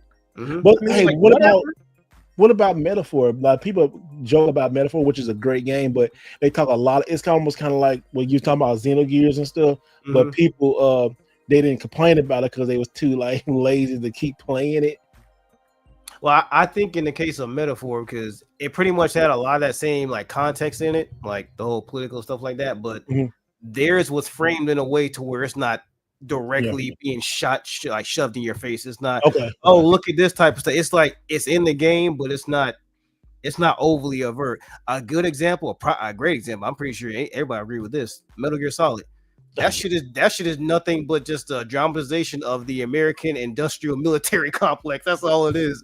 It's nothing but talking about the DOG, Department of Defense, proxy wars and stuff. All that's real shit. But the way it was framed, it's like, damn, this is a fire story though. So it's especially the end of Metal Gear Solid 2. God damn. It was like you can do this stuff, but it's the way you frame it. So I would say that's the difference between why Metaphor worked in the other. I never forget the end of the Metal Gear Solid 2. That just like that burnt in my brain. I was sitting there at the end playing. Like, I'm like, a movie, man. I was like, some of that stuff kind of, I ain't say it's true, but kind of true. But a lot of that stuff is like, whoa. Kojima's one of them dudes. I'm like, did he go in the future and see this shit? Because a lot of shit playing out. I want to know what his house looks like how many books that man got, because it's no, I mean like in terms of like, cause like somebody. How somebody acts on like social media and stuff like that, and just how they present themselves when you watch videos of them, you can definitely tell he's an inquisitive dude. Like I can tell that dude reads a lot of damn books. I just want to see like what his study or his workspace looks like, because I know that motherfucker got a lot of books. He has to with a lot of the stories he be writing. Because Metal Gear Solid alone, I'm like, bro, like some of the stuff you come up with this. Hey, they need to keep you on a watch list because you saying some shit that I actually think they doing right now. Because honestly, like Metal Gear, I honestly think the shit that's in Metal Gear, that stuff can actually be real. Or minus the Psycho Mantis shit, but in the vampire stuff. Like if you notice at the beginning of the game, they kind of put that disclaimer, like all depictions and people that are, they put that like disclaimer out there that these stories were, are not real and not based off anything. So it's like.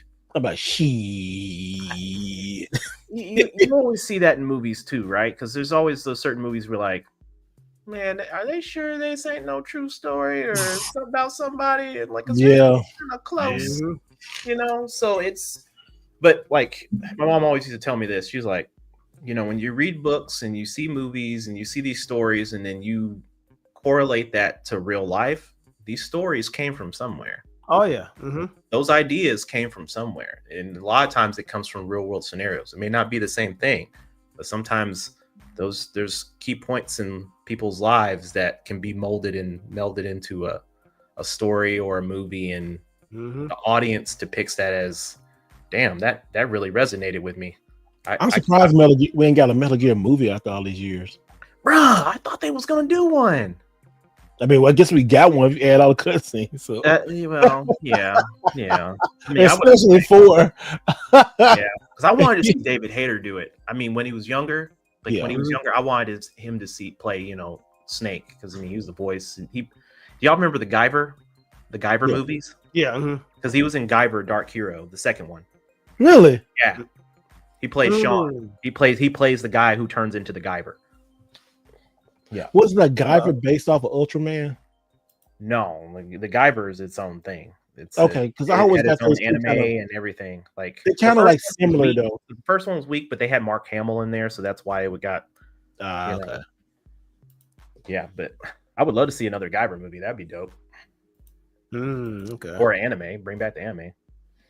It's like, well, Metal Gear Solid, the way in which that game is made, I mean, I can see a movie made out of it, but there's like so much like ridiculous shit that goes on Metal Gear. So I think it being a game is probably the best place where not say it should stay there, but it's like that's clearly like the best way you can experience that medium. I could, you know what? I if they did it right, they could honestly do like 6 movies with Metal Gear. They honestly could have, because they could have done like the first 3 Metal Gears and then did like a prequel with Big Boss and stuff like that. Or they could have just started. I mean, it could have been like a Star Wars kind of setup where you've got the first 3 movies and then you go to the prequels. Kind of, that's how Metal Gear is. It's kind of like, well, Star Wars set that up for a lot of people. A lot of people. Well, yeah, it set that up for a lot.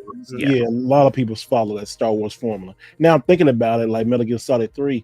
Which Metal Gear Solid 3? I saw the release date. It should be like in October. I'm not talking about August 28th. August. So, it actually got a release date. Yeah. Oh, okay. I read that today. Yeah, I saw that today. Okay. You know Metal what? Gear.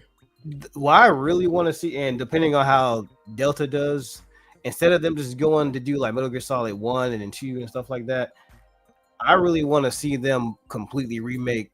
And a lot of people forgot about these games. The first Metal Gear game and the second Metal Gear game. Because remember, on NES. Because the Metal Gear and Snake's Revenge. Yep, because the first 2 ones. Yeah, because like a lot of people don't know, like Metal Gear Solid, those are actually sequels to the first games, because it's Metal Gear 1 that was originally on the MSX, I think that was in Japan, and then Snake's Revenge. What you're talking about, that's actually a spin-off, but it wasn't made by Kojima. That was made completely without his knowledge, so people consider that as not canon. The second official one is actually Metal Gear 2 Solid Snake.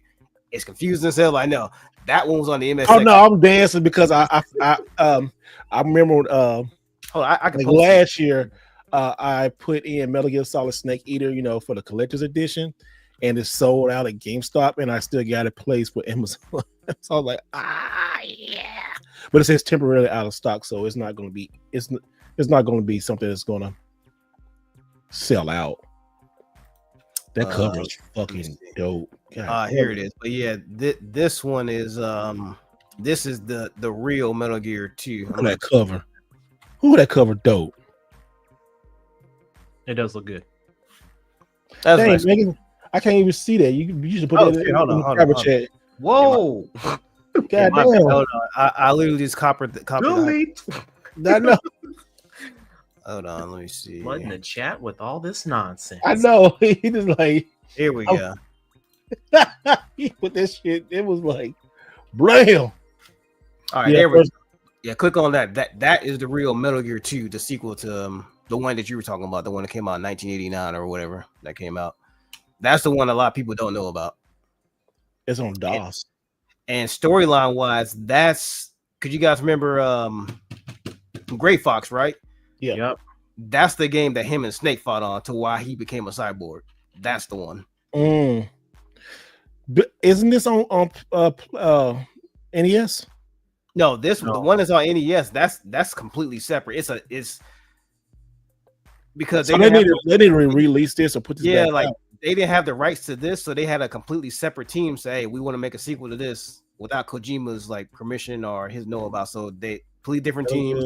He didn't even know that shit. He didn't even know that shit existed until it came out. He's I had no idea I was working on this. Wow. Serves as a sequel to Metal Gear or Metal. Oh, okay. That's the one I want to see remade.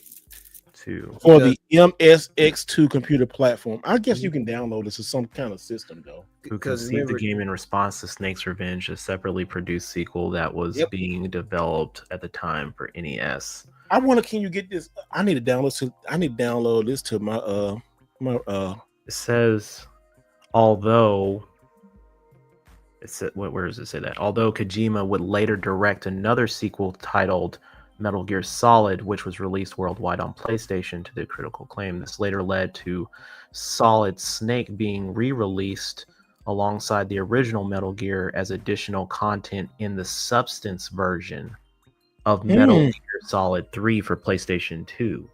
Ah, so they did re-release it, but it was included in Metal Gear 3. Substance. Okay. Yeah. Let me go get that then. Let me go see him. The Substance versions are good. Like Metal Gear Solid 2 Substance is good. Mm-hmm. Yeah, to get the Substance versions, those are like the definitive versions. I'm looking at the timeline, like, because on here it has the actual chronological order. It goes Snake Eater, aka Delta, the one that's being re-released. And it's Portable Ops. I didn't play that one. Then there's Peacekeeper. Didn't play that one either. Then there's Ground Zeroes, the one that came out on PS3 and PS4. Then Phantom Pain, that was part 5. And then here it goes Metal Gear, the one we were talking about originally, like the original Metal Gear. That's 1995. Then Solid Snake, that's the one we're looking at now. And then Metal Gear Solid, are Twin Snakes, whichever you play. And then Sons of Liberty, then Guns of the Patriots.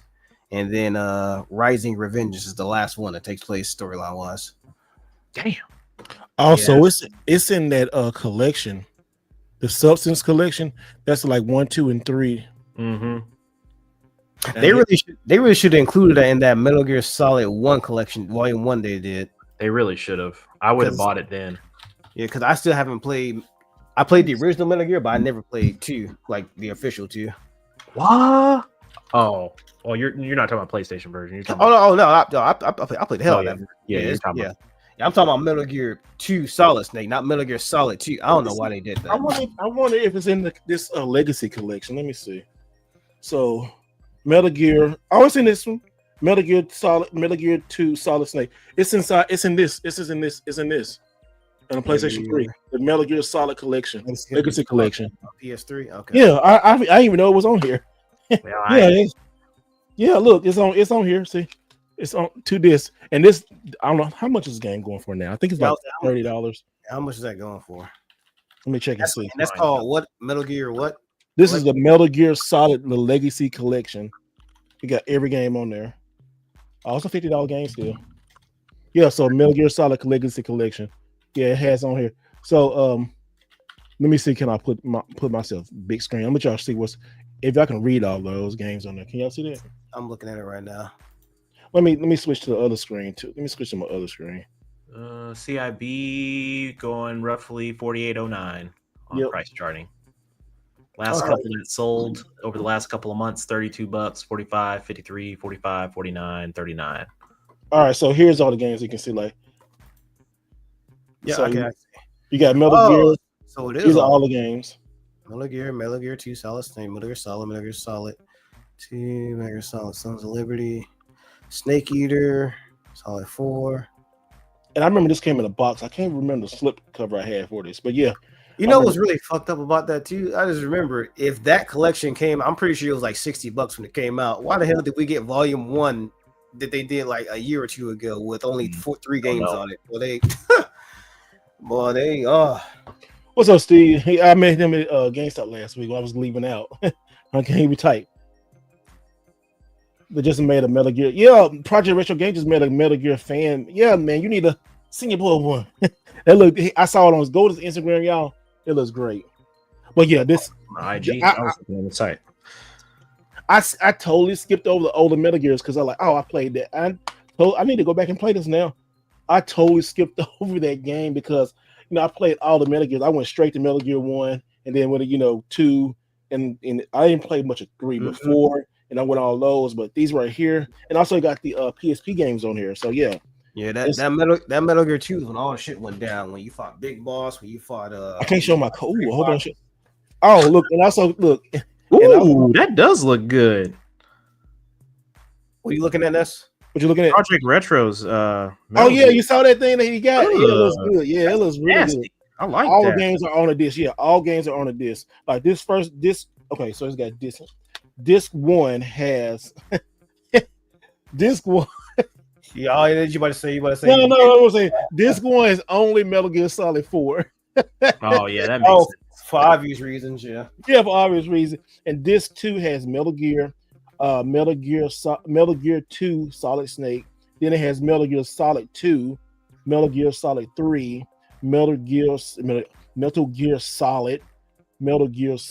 What is this? something resist. I can't see my eyes. I can't read like I can't read about. Oh no, I'm getting older. Oh, I can't read small print. Oh my goodness. But yeah, but definitely go out and get this right here. Especially this is gonna be one of them high PlayStation 3 games later on. I don't need to talk about it. Well, that's just a better value than the collection we got now on PlayStation 4 and Switch and Xbox, man. They give you everything. Them shits you only get 3 games for like $50. Yeah. So that's so all the games on the disc. I would definitely get this Metal Gear Solid collection on the PS3. Legacy collection. And I think it's on the 360. I think it's on 360. Let me see. I don't think it is because of Metal Gear Solid 4. I definitely don't think. Oh, that's right. So it's not. No, it's not. Yeah, I was like, that would have been a bitch. It's like, yeah, you get all these except 4. It's like, wow. What's on the 360 is 2 and 3 HD remake. Yeah, that's yeah, right. Yeah, HD remake. Yeah. In which that is still a $50. GameStop selling that thing for $50, and it's still an expensive game. The better version to me is on the Xbox 360. I had all those games on 360, man. I had the whole shebang. I had like the bangerest of the bangerest. The shebanger bang. Oh yeah, it did come with a slip cover. Really, all of it. It was for a good reason though, so it ain't like you regretting it. Oh yeah, you got the Double Dragon, so yeah. Ain't like I could have got that other game that just popped up anyway, so shit. Tripping. In the Japanese, I've been messing on the Japanese version of this. I'm gonna pick this back up when I go back to Japan, but let me show y'all real quick. It's the Japanese version looks really good too. Let me see. Here it is. This is the Japanese version right here. Same thing. It looks pretty much the same. But they got it comes in 2 separate packages. Okay. Yeah. Oh, okay. Yeah. Box. That's cool. Yeah, yeah. If it's presented like that, then that's pretty cool. Yeah, and I remember seeing that for like $10. I didn't buy it. It's still I know places around Japan that got that super cheap. But yeah, I'm glad because when I was selling my games, I didn't sell this one. I didn't sell a lot of my good PS3 games, but this right here is definitely. I remember when it came out. This was kind of a short release too. They didn't release that many of this game because wasn't it like a year or so before the PS4 came out? I was about to say that came out the tail end of the PS3, right? Yeah, because right here it says 92 Metacritic rating. Yeah, for sure. It says, well, this is probably one of the better games. I don't even make no video. This came out in North America July 9th of 2013. So literally like 3 or 4 months before the PS4 came out. So yeah. It was a short run of it too. I'll probably be doing another PS3 video. People are asking me, and I don't know. I show that when people be like, "Oh, now the game went up. Oh, you talking made the game. Oh, you YouTubers talk about the game, made the game go up. Shut the fuck up." Dang. No, I'm like, God dang. Like you had all these damn years to get it. I can't help it. The games I like, they're expensive or good, and then people want to go. Can't help that. It do be people out there waiting for YouTubers to say a game and then they go put it out there and then everybody fight for it. Can't help that. But this is there is. You sent me a whole bunch. You sent me a picture of all them Xbox games at GameStop today, and I was like, I'm good. No, that wasn't GameStop. That was Goodwill. Oh, that was Goodwill? Yeah, like $4 a piece. I was like, oh no, not for those. Yeah, I know. I looked the prices up. But I thought you didn't have. I thought you were at GameStop. No, I was like, I was at Goodwill and I saw all those games. I was like, you want these? And like, yeah, they were like $1.99. Then I'm like, yeah, you can go ahead and scoop all those up for your boy. But yeah, not for $4.99. Nope. Nah, but they were clean though. Oh, all of them were. They had the manuals, except for Dark Alliance. All of them joints were clean. Oh, okay. Hi guys, so we're at the 2:23 mark. We're gonna end this stream. It's been a good night, a slow week, but I bet you next week is gonna be crazy, popping. Crazy. Thank you thank you for the super chat tonight from Project Retro Games and Geek Evolution. Make sure you go follow those guys and stuff. We said it finally, right? Mega, what can people find you and what you got coming out soon? Find me on my socials at Twitter, the Twitter streets. I be on there pretty frequently. Instagram, YouTube. Got some videos I've been working in the background, so I'll be be putting those out in the next week. Well, yeah, I'll say it in the next 3 weeks. I should have a steady stream of content coming out for you guys. So that's what I'm definitely working on. Oh, before we go off, I guess I want to show people this that I wanted to show y'all for a bit since I got it all nice and Here we go. nice and covered up. Here we This go. is the figures I was talking about. So this is 2B from Nier Automata. Now, as you can see, this is the It's a thick version. well, yeah, that, and this is the melanin version. So yeah, there we go. Melanin version. Yeah, The so melanin version. yeah, so it's Black History Month. So we got short. Yeah, like this is really good quality though. This only cost me like 120. So That toy got some ass. I was like, oh yeah. She got some cheeks. So yeah, this is one of 4 that I got. Cammy's on my top shelf, and yeah, y'all want to see that one. So Got 4. Oh god. that one was a gift, and yeah, that's I remember that. but yeah, that's what's going on though. So yeah, appreciate you guys for tuning in, and we'll be checking with you guys next week. This dude. What we gonna do with him, man? I have no idea. I don't know. I'm surprised y'all have me on. I have no idea. Neo Ness, you can find me at _Neo_Ness on Instagrizzle. YouTube, you can find me at Neo Ness, and I will have a Mission Neo Geo video coming out next week with Tiberius. Tiberius will be back in the house, so it's been a while. So him and I have a lot to talk about, so pretty exciting for that. So check us out then next week and collect and play the way you want to collect and play your games. Sir. Y'all, I'm the right way. Y'all know where to find me. Make sure y'all like and subscribe to the channel. Thank y'all so much. We're making good headways, man. We all like at 41,000 or 40, almost 42,000 people. All you guys, damn, y'all doing it. Thank you so much. And put out new content, exploring with new shorts. Go check out the shorts and stuff. And guys, thank you so much. And always remember to do it the right way. We'll see y'all next week. And maybe next week will be something crazy going on.